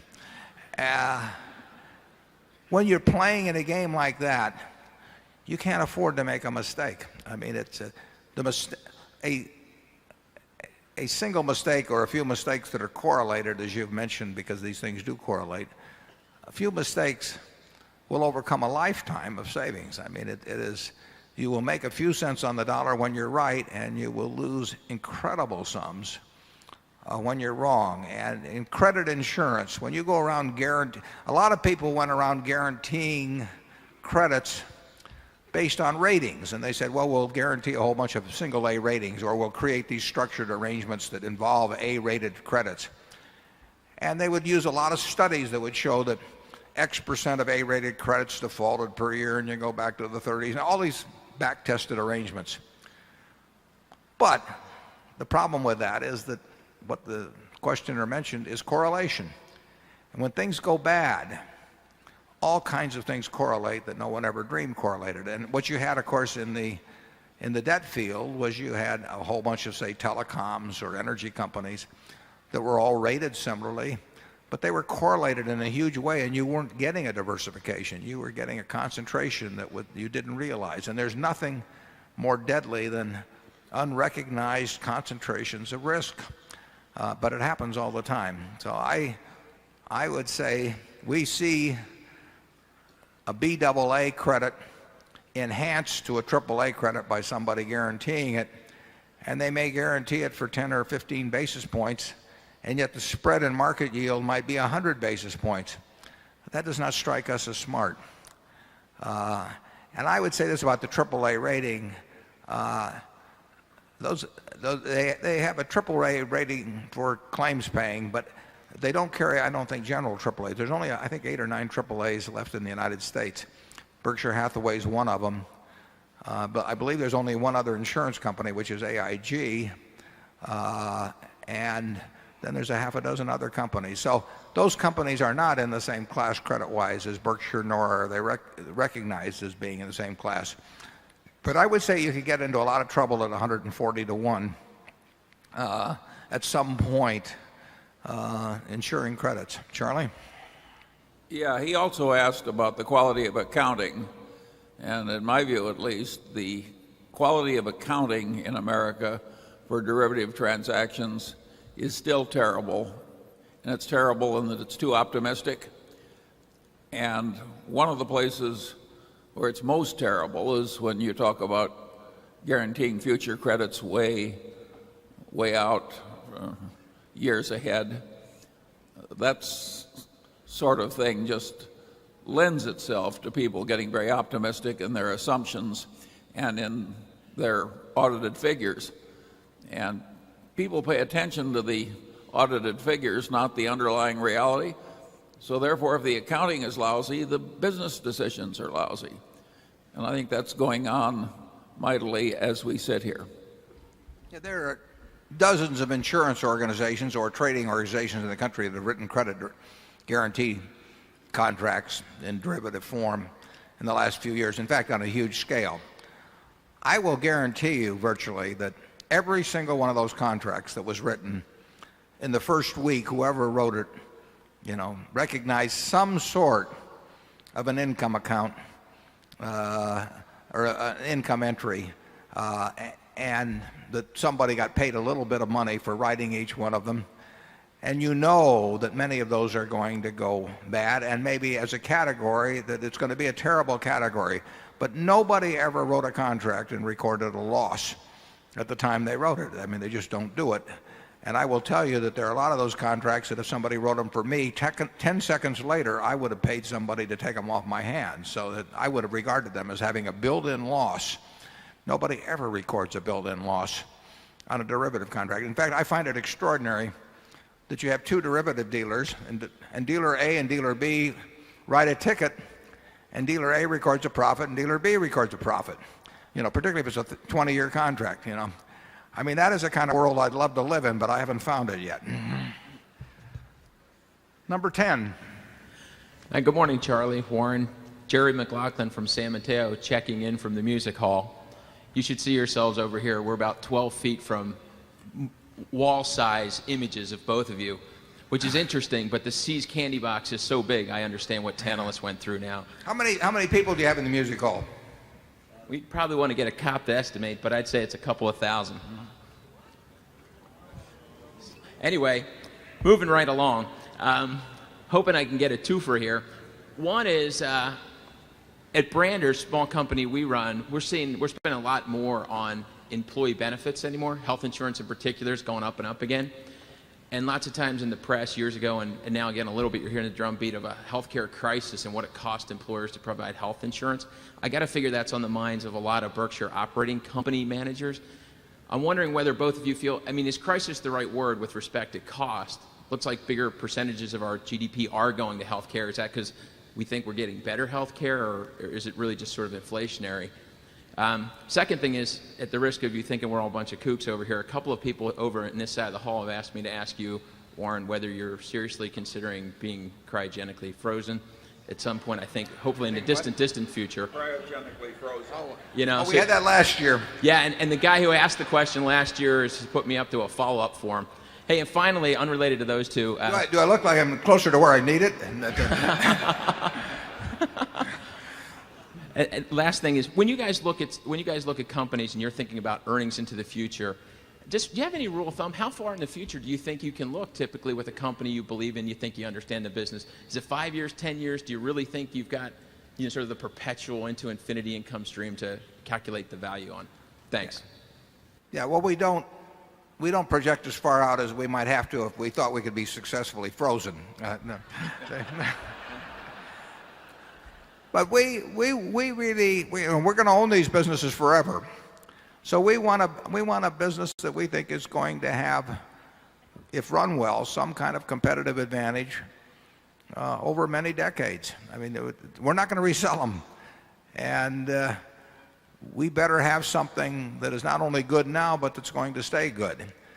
So we don't buy hula hoop companies or pet rock companies, and we don't buy companies in industries that we think will have great explosions in demand, but where we don't know who the winners will be. So we look we like to think we're looking a long way into the future. On health care costs, the only company-wide managers meeting, we had far fewer managers then, but we had a meeting of most of the then smaller number of managers 15 or 20 years ago, where we did talk about what the various companies were doing on health costs, because they were then the fastest increasing part of our cost structure. And today, workers' compensation costs would probably be, and some other insurance costs unrelated to health, would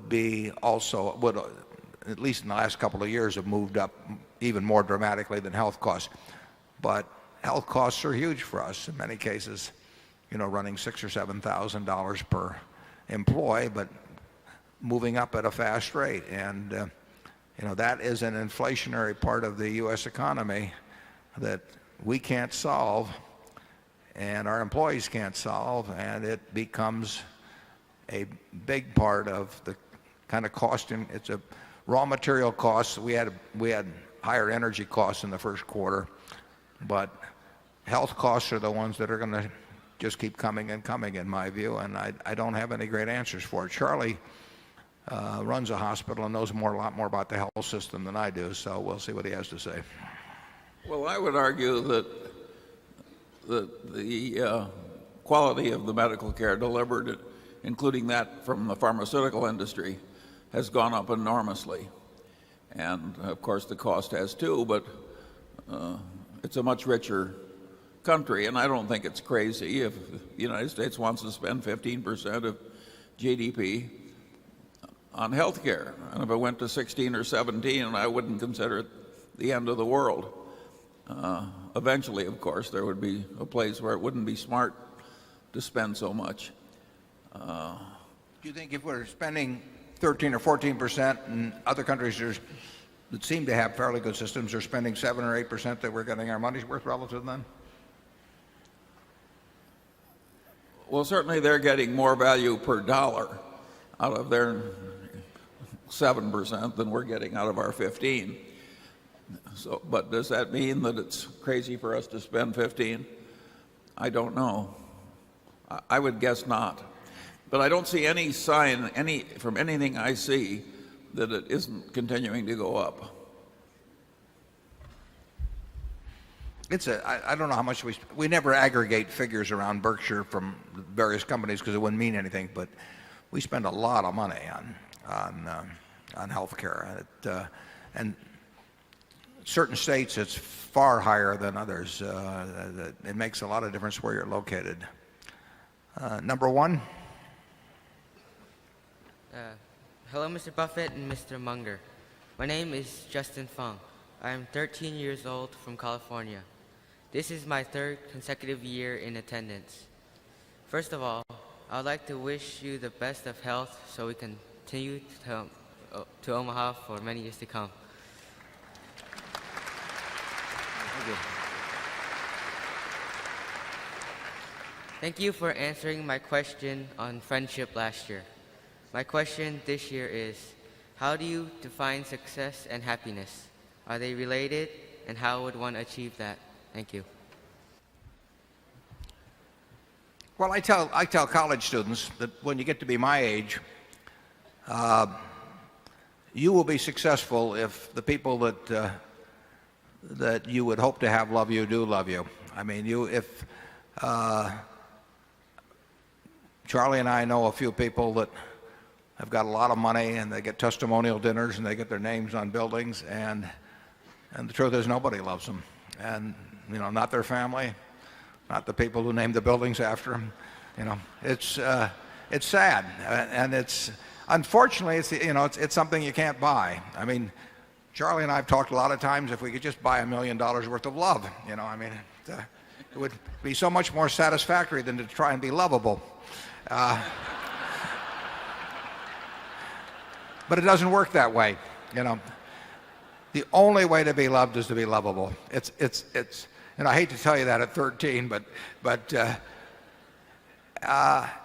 nice thing about it, of course, is that you always get back more than you give. I mean that I don't know whether it was Oscar Hammerstein or who said, a bell's not a bell till you ring it, a song's not a song till you sing it. Love isn't in the heart, isn't put there to stay. Love isn't loved till you give it away. And basically, you'll always get back more than you give away. And if you don't give any, you don't get any. It's very simple.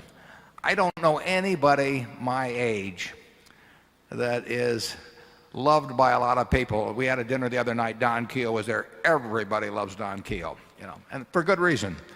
And there's nobody I know that commands the love of people around them, the people they work with, their family, their neighbors, that is other than a success or feels other than a success. I don't know how the people feel that where they know that nobody loves them, but I can't believe they feel very good. So It's very simple. You can't get rid of love. If you try to give it out, you get it back more than you've given, and it's the best thing. Charlie, what do you speak for? Well, you don't want to be like the motion picture executive in California, and they said the funeral was so large because everybody wanted to make sure he was dead. And there's a similar story about the minister saying at the funeral, "Won't anybody stand up and say a good word for the deceased?" And there was this long silence, and finally one guy stood up and he said, "Well," he said, "his brother was worse."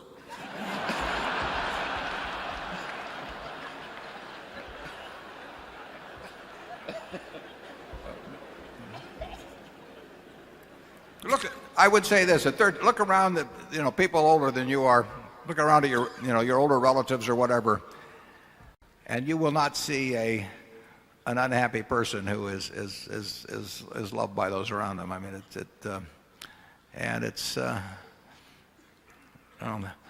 most people in this room are going to do very well financially. Most of the college students I talk to are going to do well financially, and some of them are going to have very few friends, real friends, as they get older, and others people won't be able to do enough for. And I see it around me all the time. So that's our advice for the day on that. Number two.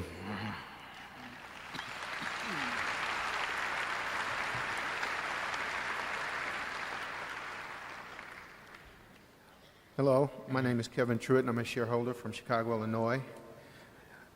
Mr. Buffett and Mr. Munger, thank you for putting on this marvelous event for your shareholders and partners. I thoroughly enjoy and love coming here. I get so much education from this, and the people here are just wonderful.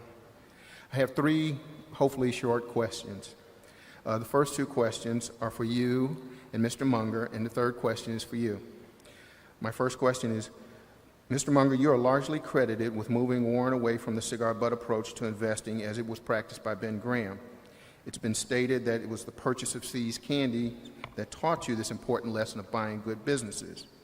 At what point did you realize that this concept of buying good businesses was a better long-term investment strategy, and what was it in your discussions with Warren that allowed you to persuade him to move in that direction?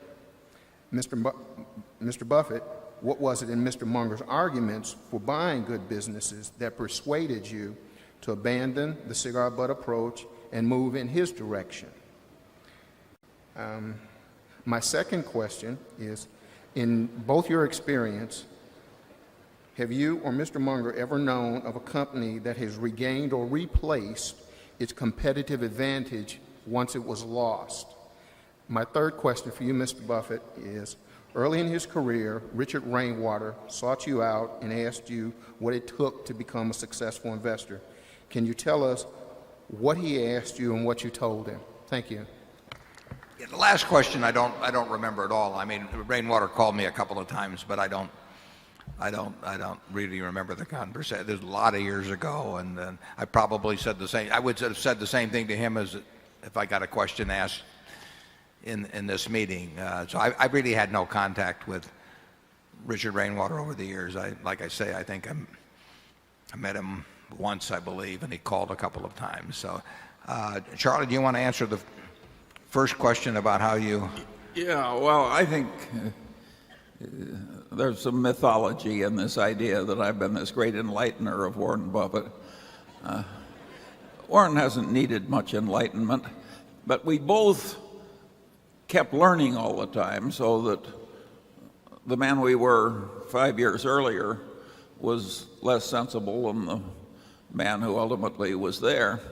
And See's Candy did teach us both a wonderful lesson, and it'll teach you a lesson if I tell you the full story. If See's Candy had asked $100,000 more, Warren and I would have walked. That's how dumb we were at that time. 10,000 more. And one of the reasons we didn't walk is while we were making this wonderful decision, we weren't going to pay a dime more. Ira Marshall said to us, "You guys are crazy. There's some things you should pay up for, quality, business quality, and so forth. You're underestimating quality. Well, Warren and I, instead of behaving the way they do in a lot of places, we listened to the criticism. We changed our mind. And that is a very good lesson for anyone.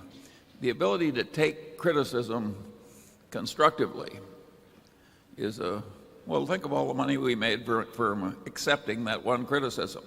And if you count the indirect effects from what we learned from buying Seas, you can say that Berkshire's been built partly by learning from criticism. Now, we don't want any more today. Yeah. We also like the peanut brittle, so Charlie is playing it out. I had learned investment and got enormous benefit out of that learning from a fellow who concentrated on the quantitative aspects, Ben Graham, and who didn't dismiss the qualitative aspects, but he said you could make enough money focusing on quantitative aspects, which were a more sure way of going at things and would enable you to identify the cigar butts. He would say that the qualitative is harder to teach, it's harder to write about, it may require more insight than the quantitative, and besides, the quantitative works fine, so why try harder? And on a small scale, there was a very good point to that. But Charlie really wasn't just Ira Marshall, but Charlie emphasized the qualitative much more than I did when I started. He had a different background to some extent than I did. I was enormously impressed by a terrific teacher, and for good reason.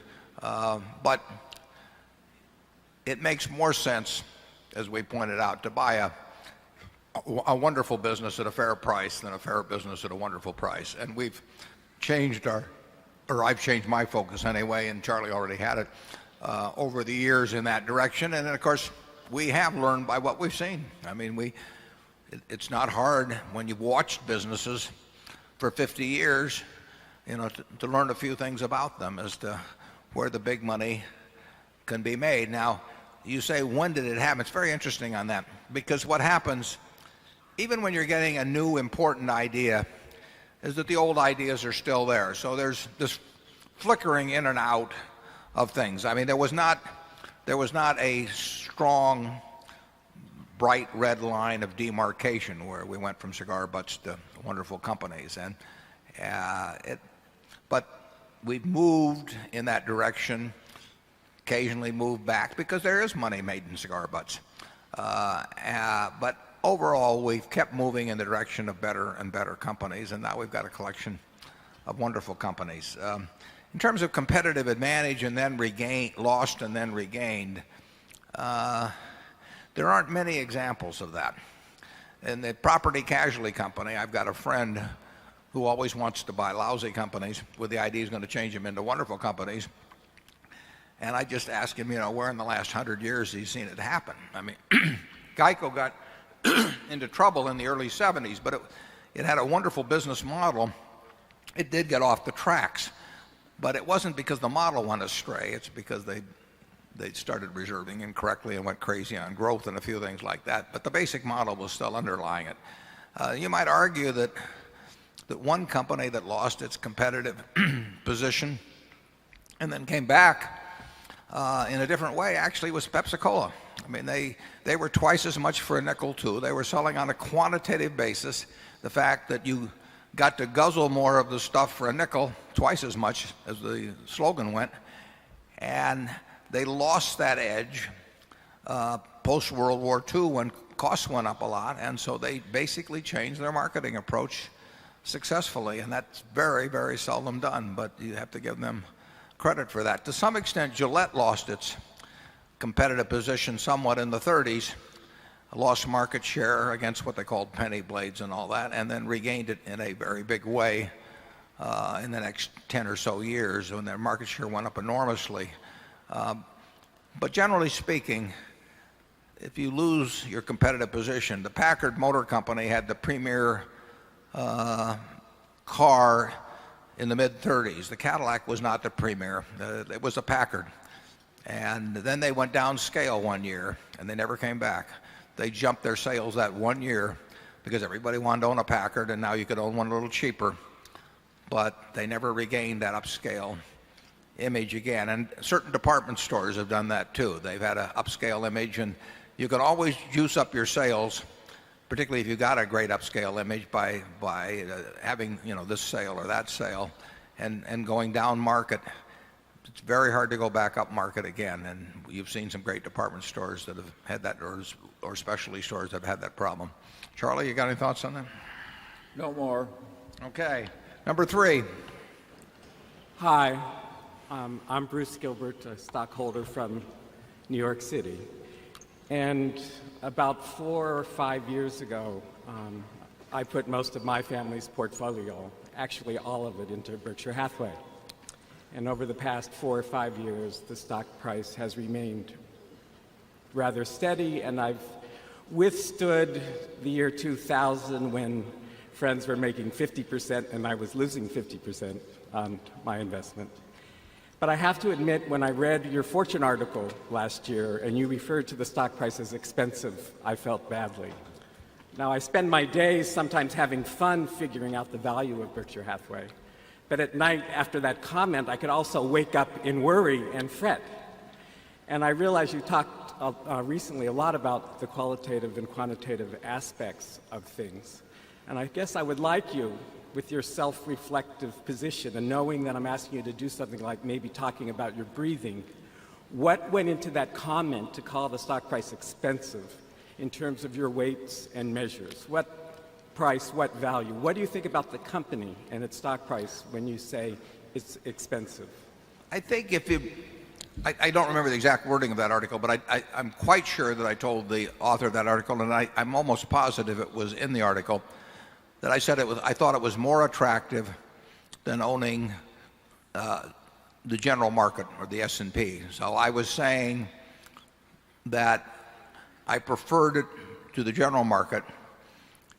I'm certainly happy having 99 and a large fraction percent of my net worth in it. I've never sold a share. I am not the least bit uncomfortable about holding it until the day I die, and quite a bit thereafter. But I have not thought stocks were cheap at all for some time, and I've never wanted to encourage anybody, particularly in the last few years, to buy Berkshire or any other stock, because the market, I felt that I felt we had a great bubble, and I think Berkshire's value has improved. I think Charlie does too, fairly significantly in recent years. And I would, if I had a chance to swap tax-free my Berkshire for the S&P 500 or for any mutual fund or anything, I wouldn't give it a thought. But that does not mean I think either Berkshire or stocks are cheap. Charlie? I've got nothing to add to that. I don't think we've ever recommended the purchase or sale of Berkshire that I can remember. We did say at one time we would repurchase shares, which has a certain underlying message to it, and we said at other times we wouldn't buy shares. That doesn't mean we'd sell shares at all, but we wouldn't have bought them under the prevailing conditions. But we've stayed away from recommending, actually, not only the purchase or sale, not only of Berkshire, but just of any other specific shares. We've only given our views occasionally on what we think about the level of the stock market generally. But I do think if you go back and look at that article, I wish I had it here, but I think you'll find that I said I preferred it to equities generally. I do think that there's a lot to be said for developing a temperament that can own securities without fretting. I think that the fretful disposition is it's an enemy of long-term performance. Well, I think it's almost impossible if you're to do well in equities over a period of time if you go to bed every night thinking about the price of them. I mean, Charlie and I mean, we think about the value of them. But we would be happy, just as in that movie, if they closed the stock exchange tomorrow. Dick Grasso wouldn't be happy, and Jimmy McGuire, our specialist, wouldn't be happy. It wouldn't bother me and Charlie at all. We would keep selling bricks, selling deli bars, selling candy, writing insurance. A lot of people have private companies and they never get a quote on them. We bought See's Candy in 1972. We haven't had a quote on it since. Does that make us wonder about how we're doing with See's Candy? No, we looked at the company results. So there's nothing wrong with focusing on company results. Focusing on the price of a stock is dynamite, because it really means that you think that the stock market knows more than you do. Now, the stock market may know more than you do, but then you shouldn't be in stocks. I mean, you should have, the stock market is there to serve you and not to instruct you. So you need to formulate your ideas on price and value. And if the price gets cheaper and you have funds, logically you should buy more. And we do that all the time. Where we make our mistakes, frankly, is where we focus on price and value and we start buying and the price goes up a little and we quit, like Charlie referred to, we might have done on See's Candy. A mistake like that cost us $8 billion in the case of Walmart stock a few years ago, because it went up in price. And we are not happy when things we're buying go up in price. We want to go down and down and down, and we'll keep buying more. And hopefully we won't run out of money. Of course, that's a different story. Charlie, number 4. Hi, David Anglin from St. Louis, Missouri. Thanks for the weekend. It's very nice. It's always entertaining here. According to an article in The Economist, the AAA rating is very important quality for reinsurance to have. Swiss Re, Munich Re have lost their AAA ratings. Gerling is out of the ballpark. Will the reinsurance business at Berkshire become unintentionally exposed to higher risk because it is now a major reinsurer still holding a AAA rating, even though it practices a very severe underwriting discipline? No, the AAA can't increase our risk, because it should not affect what we do. It may affect what gets offered to us. I mean, logically, we should get business offered to us first and last. I mean, we are the reinsurer that's going to pay for sure 5 years from now, 10 years from now. So we have contracts, we have structured settlements with paraplegics that are counting on us to make a payment to them 50 years from now.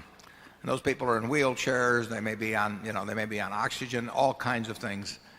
And they are depending on a little piece of paper that has our name on it, and it says we're going to pay them for the rest of their life.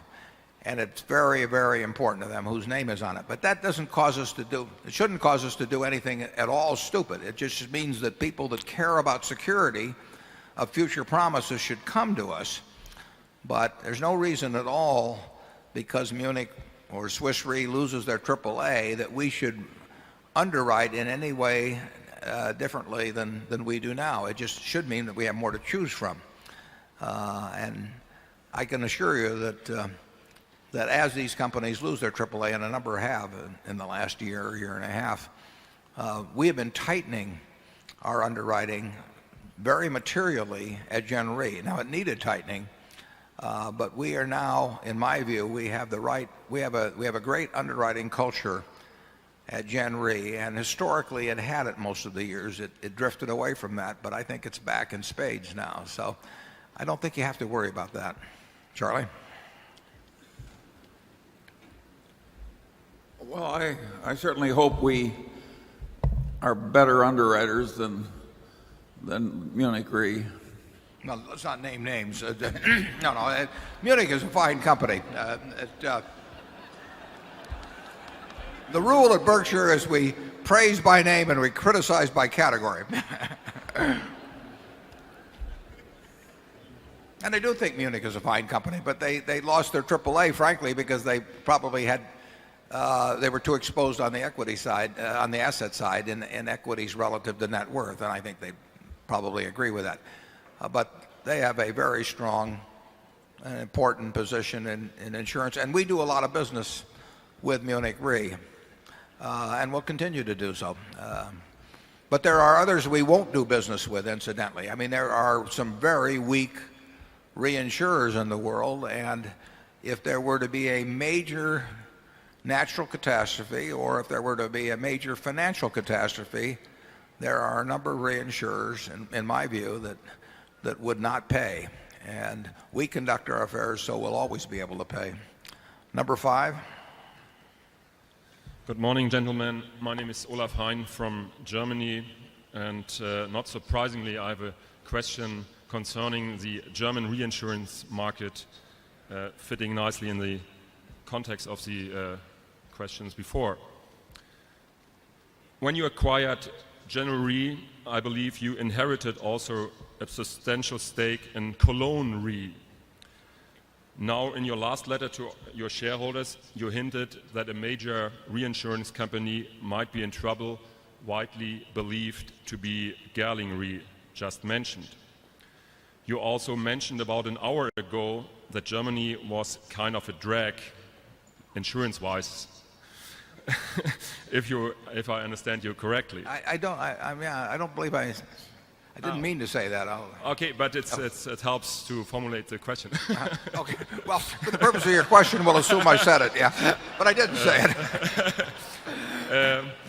So now General Re decided to exercise a call option on the remaining shares of Cologne Re, another German reinsurance company. And my question simply is, what motivated you to do so?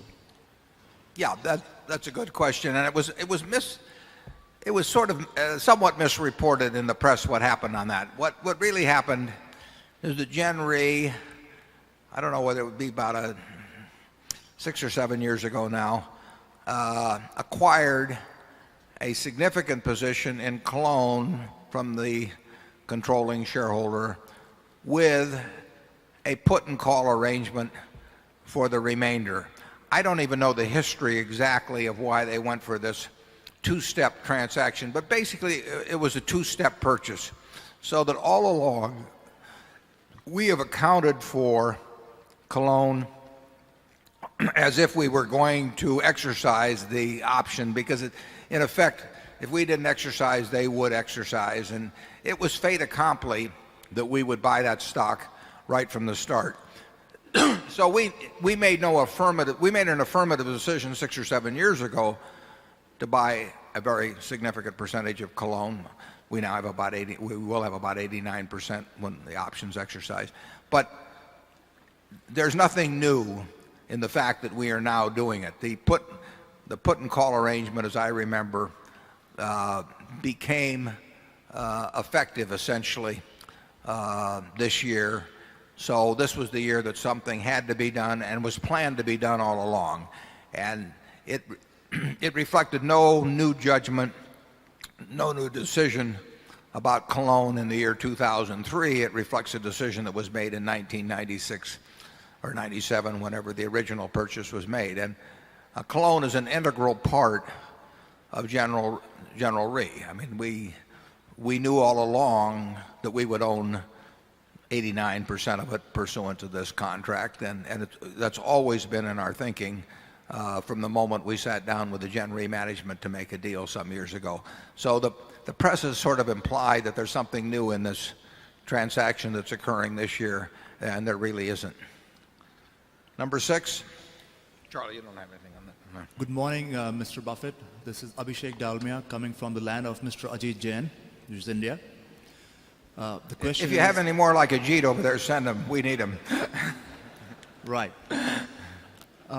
My question pertains to the allocation of a company's free cash. And the question is, under what circumstances would Berkshire consider parting with its money for a share buyback program as opposed to retaining it for future acquisitions? Thank you. Yeah, that's a good question, and we addressed that a bit back a couple of years ago. In fact, I think our annual report for 1999 came out on March 12th. I believe it was March 12th, on a Friday or night or a Saturday morning. That was the day the NASDAQ hit its high and Berkshire hit its low. on the exact day. And we said we would, the next morning on the internet, on a Saturday morning, we said we would repurchase, but we wanted you to have the annual report first, but we might repurchase at those levels. And the NASDAQ never saw its level of 5,100 again, and Berkshire never saw its level of whatever it was, 41,000 or thereabouts. Our preference, and we stated this 20 years ago, even is to buy businesses. We want to add businesses of a quality with managers of a quality equal to those we already own at prices that make sense. And that's our number one preference. If we thought Berkshire was significantly undervalued and we thought the likelihood of using the money to buy businesses, the probability was low, we would be buying stock in. We probably wouldn't be able to buy a lot of stock in, but we would only buy stock in if we thought the stock was selling significantly below intrinsic value. And there's no magic figure for intrinsic value. Intrinsic value is a range. Charlie would name a different number than I would name, but our ranges would be quite similar if we were to write them down on a piece of paper now, but they wouldn't be identical. So we would leave a significant margin of safety and want to buy at what would be a clear cut to us discount from the lower levels of intrinsic value we might calculate. It's not our number one preference to be, we would rather add business. We love it when we add good businesses to Berkshire. But we would have to, if we could add intrinsic value per share by repurchasing, and we'd given all the shareholders relevant information about the value so that we weren't putting anything over on them, that they had the same information we had, we would buy in stock. I think it's unlikely that happens, that we don't find other opportunities to do things at a time like that. But it could happen, and it almost happened in March of 2000, and then things turned around very, very abruptly. Charlie? I've got nothing to add. Number 7. Good morning. My name is Ken Goldberg from Sharon, Massachusetts. What is your long-term vision for Mid-American Energy?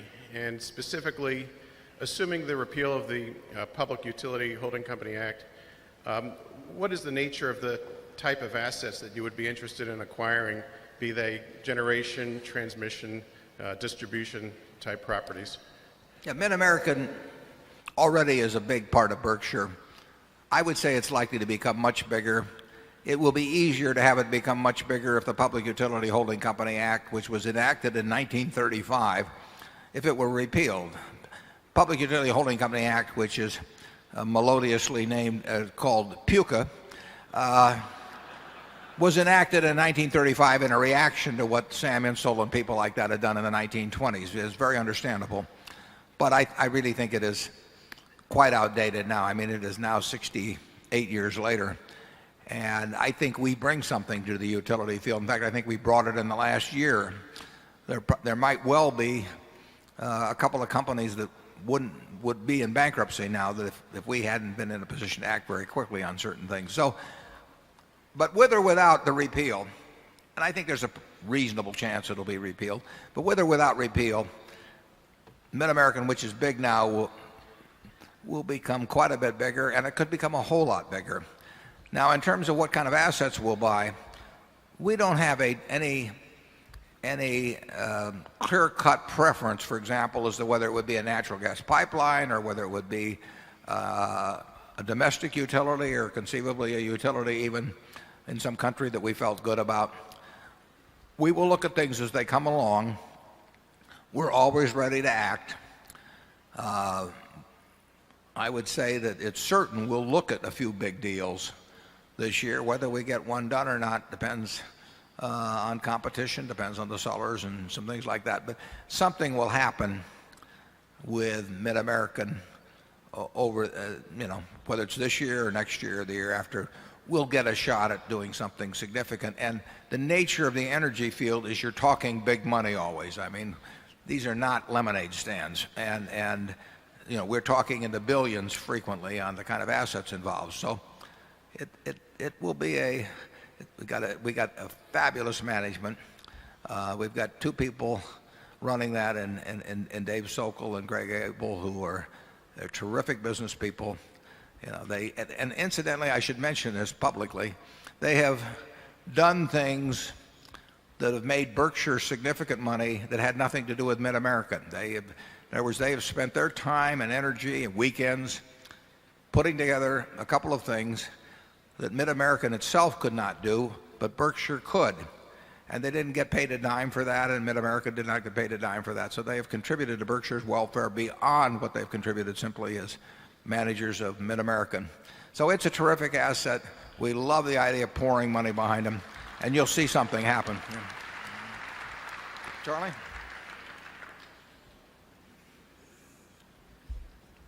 Well, the really interesting thing about it is the fact that the field is so big. I mean, you're talking about an enormous field. One thing a modern civilization needs is energy. So we'll be very disappointed if there aren't more activities. Number 8. When we get through with number 10, we're going to break for lunch, and then we'll come back and start all over again after 30 or 40 minutes. But I'd like to get through 8, 9, and 10. 8. I'm Norman Rentrop from Bonn, Germany. Mr. Buffett and Mr. Munger, I have a thank you and a question for you. Thank you for allowing us shareholders to invest with you on equal terms, with almost no management fee and no performance fee.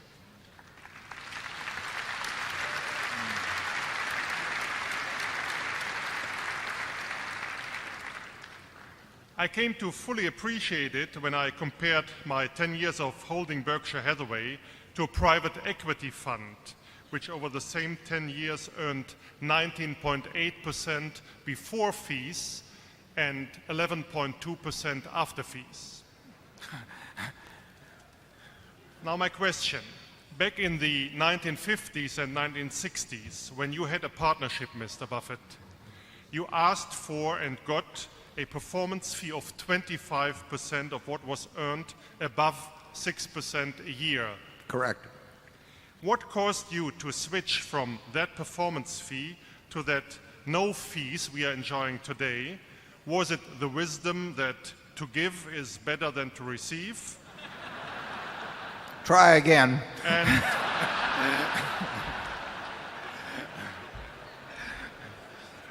And do you feel that this switch from performance fee to no performance fee, that is fully appreciated, and what did it mean to you personally? Well, I appreciate what you had to say, and I would pay to have this job I have. I would pay a lot of money, and I hope I don't get tested on that, but it's why in the world, if I can work with people I like and get the same result they have and end up with all kinds of money, why do I need to make some further override on them? I was changing my position in life significantly when I started that partnership in 1956. A couple of the people that, well, I guess, yeah, Doris may be the only original partner here, but Doris, would you stand up? She joined on May 5th, 1956, wherever she is. And those people gave me their money, but I needed some money then too. And I did get an override, which I thought was fair. I got no management fee at all, though. I never charged. Today, most of the people run hedge funds charge 1% a year and then some percentage of profits. I did not do that. And I did have all my money in after 1962, so that the downside would be equal to the upside. But I've always felt about the people as partners. And when we got into Berkshire, originally when we got into Berkshire, Berkshire was owned by the partnership. So if I'd taken a salary then, I would have been double dipping in effect by getting money out of Berkshire before in turn the partnership participated. And frankly, by the time I got where I was running Berkshire, I had all the money I needed, and I'd rather get the same result as my partners than have me get a different result. And it can't make any difference. I mean, it'll make a difference in the size of my foundation someday, perhaps, but so what? I like living the way I live. Charlie? Well, you raise a very interesting question, and it has parallels if you go back. Carnegie was always very proud that the bulk of his fortune had been earned where he took no salary at all from Carnegie Steel. John D. Rockefeller I took practically nothing in salary. Over the years, the original Vanderbilt prided himself on living on his dividends and taking no salary. And it was a common culture in a different era, and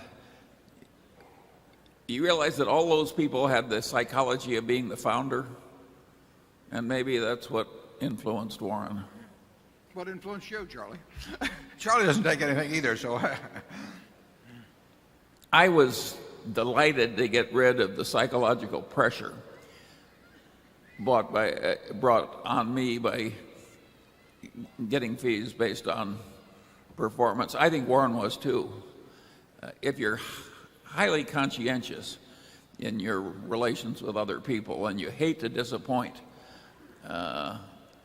you're going to suffer more if you are liberally rewarded with performance fees. So I think there was an enormous advantage to us. So I guess we should be thanking you.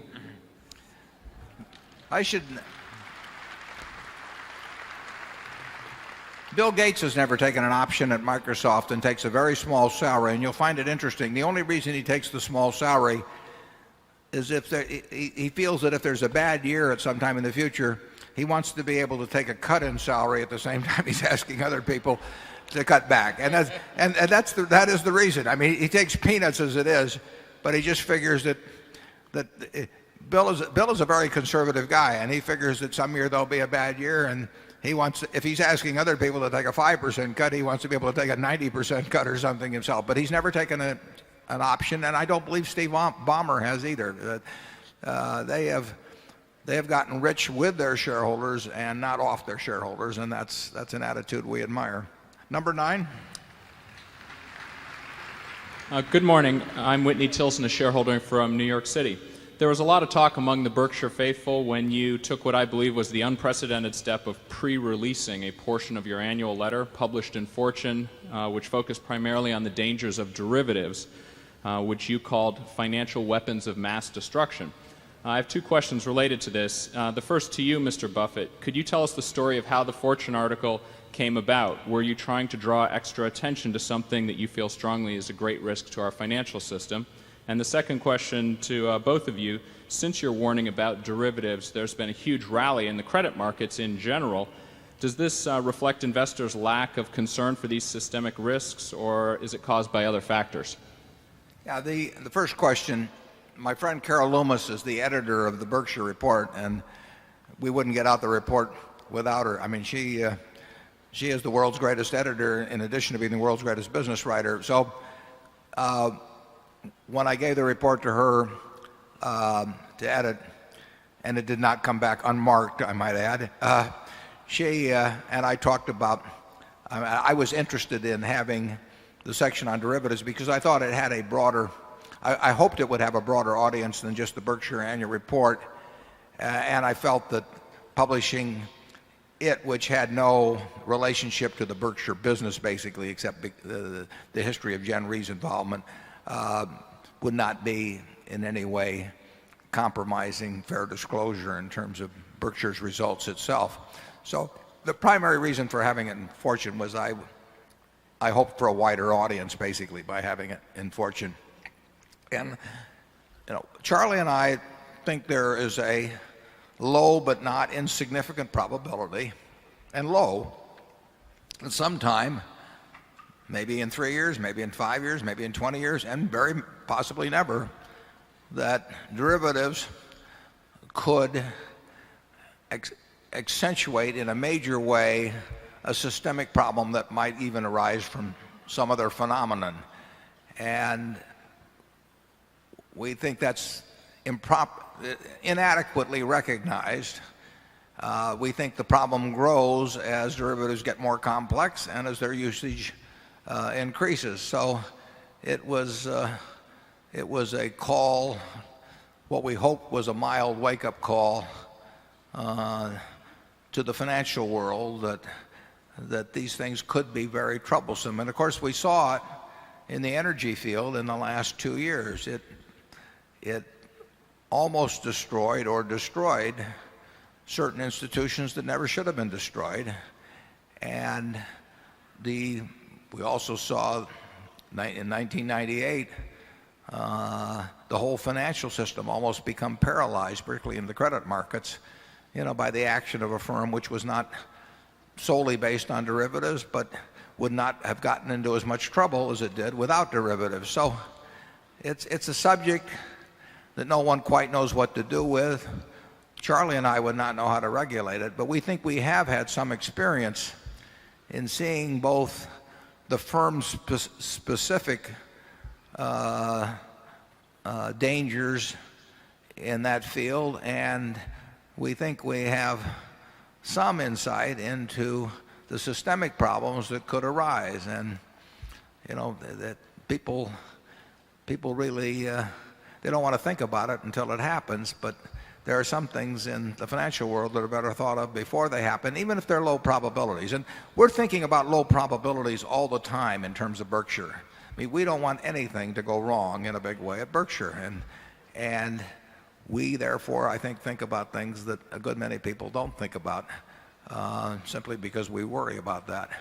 And when we get our social hats on, we think about it in terms of something like derivatives for financial systems of the world. And we have had some experience at both Solomon and at Gen Re. And Charlie was on the audit committee at Solomon, and he saw some things in the audit committee in relationship to trading itself and derivatives in particularly that made him wonder why in the world people were doing these sort of things. I'll let Charlie expand on that.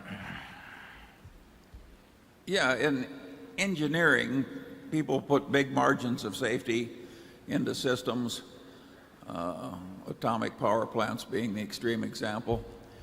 And in the financial world and derivatives, it's as though nobody gave a damn about safety. And they just let it balloon and balloon and balloon in usage and number of trades and size of trades. And that ballooning is aided by this false accounting, where people are pretending to make money they're not really making. I regard that as very dangerous. And I'm more negative than Warren in the sense that I'll be amazed if I live another 5 or 10 years if we don't have some significant blow up. They've been advertised, and sometimes by some in a fairly prominent way, they've been advertised as shedding risk for participants in the system and reducing risk for the system. And I would say that I think they have long crossed the point where they decrease risk to the system, and now they enhance risk because the truth is the Coca-Cola company can bear the foreign exchange risks that they run or the interest rate risks that they run and all of that sort of thing. But when the Coca-Cola company starts laying those off, and every other company in the world, major company, does with just a relatively few players, you have now intensified the risks that exist in the system. You have not shed risk at all. You have transferred it, and you have transferred it to very few players, and those players have huge interdependencies with each other, and to some extent central banks and all of those and similar institutions are vulnerable to the weaknesses of those institutions. When Charlie and I were at Solomon, they hated it if we brought up, and so therefore we didn't do it, that we were too big to fail. But the truth was that if Solomon failed at that time, the problems for the rest of the system could well have been significant. They might have been, who knows exactly what they would have been, but they could have been quite significant. And when you start concentrating risks in institutions which are highly leveraged and who intersect with a few other institutions like that, all bearing same risks, all having the same motivations in the trading departments to take on more and more esoteric things because they can book more and more immediate profits, you are courting danger. And that's why I wrote about it this time. And it's not a prediction, it's a warning. And number 10, and then we will break for lunch right after this. Good morning. My name is Ho Nam from San Francisco, California. I have a two-part question. regarding how you evaluate your managers. In your annual report, you wrote that Berkshire Hathaway owns good to great businesses and employs great to great managers, and we're thankful for that. When you hire a manager or evaluating the management team of a business you're thinking about buying, what are the qualities you look for? And some of your managers were entrepreneurs who started their businesses from scratch when their business models were unproven, and some of them took over businesses that were already performing well when they took charge. What are the qualities of a great entrepreneur that might be different from those of a manager who can be great at running a company that's established but may not be able to start a business from scratch and tinker around with a business model and figure out how to make it successful? Yeah, well, we love managers that have a passion for their business. And when we're buying a business, we have to ask ourselves, do they love the money or do they love the business? If they love the money, there's nothing wrong with that, but they probably wouldn't be running the business for us a year or two down the road.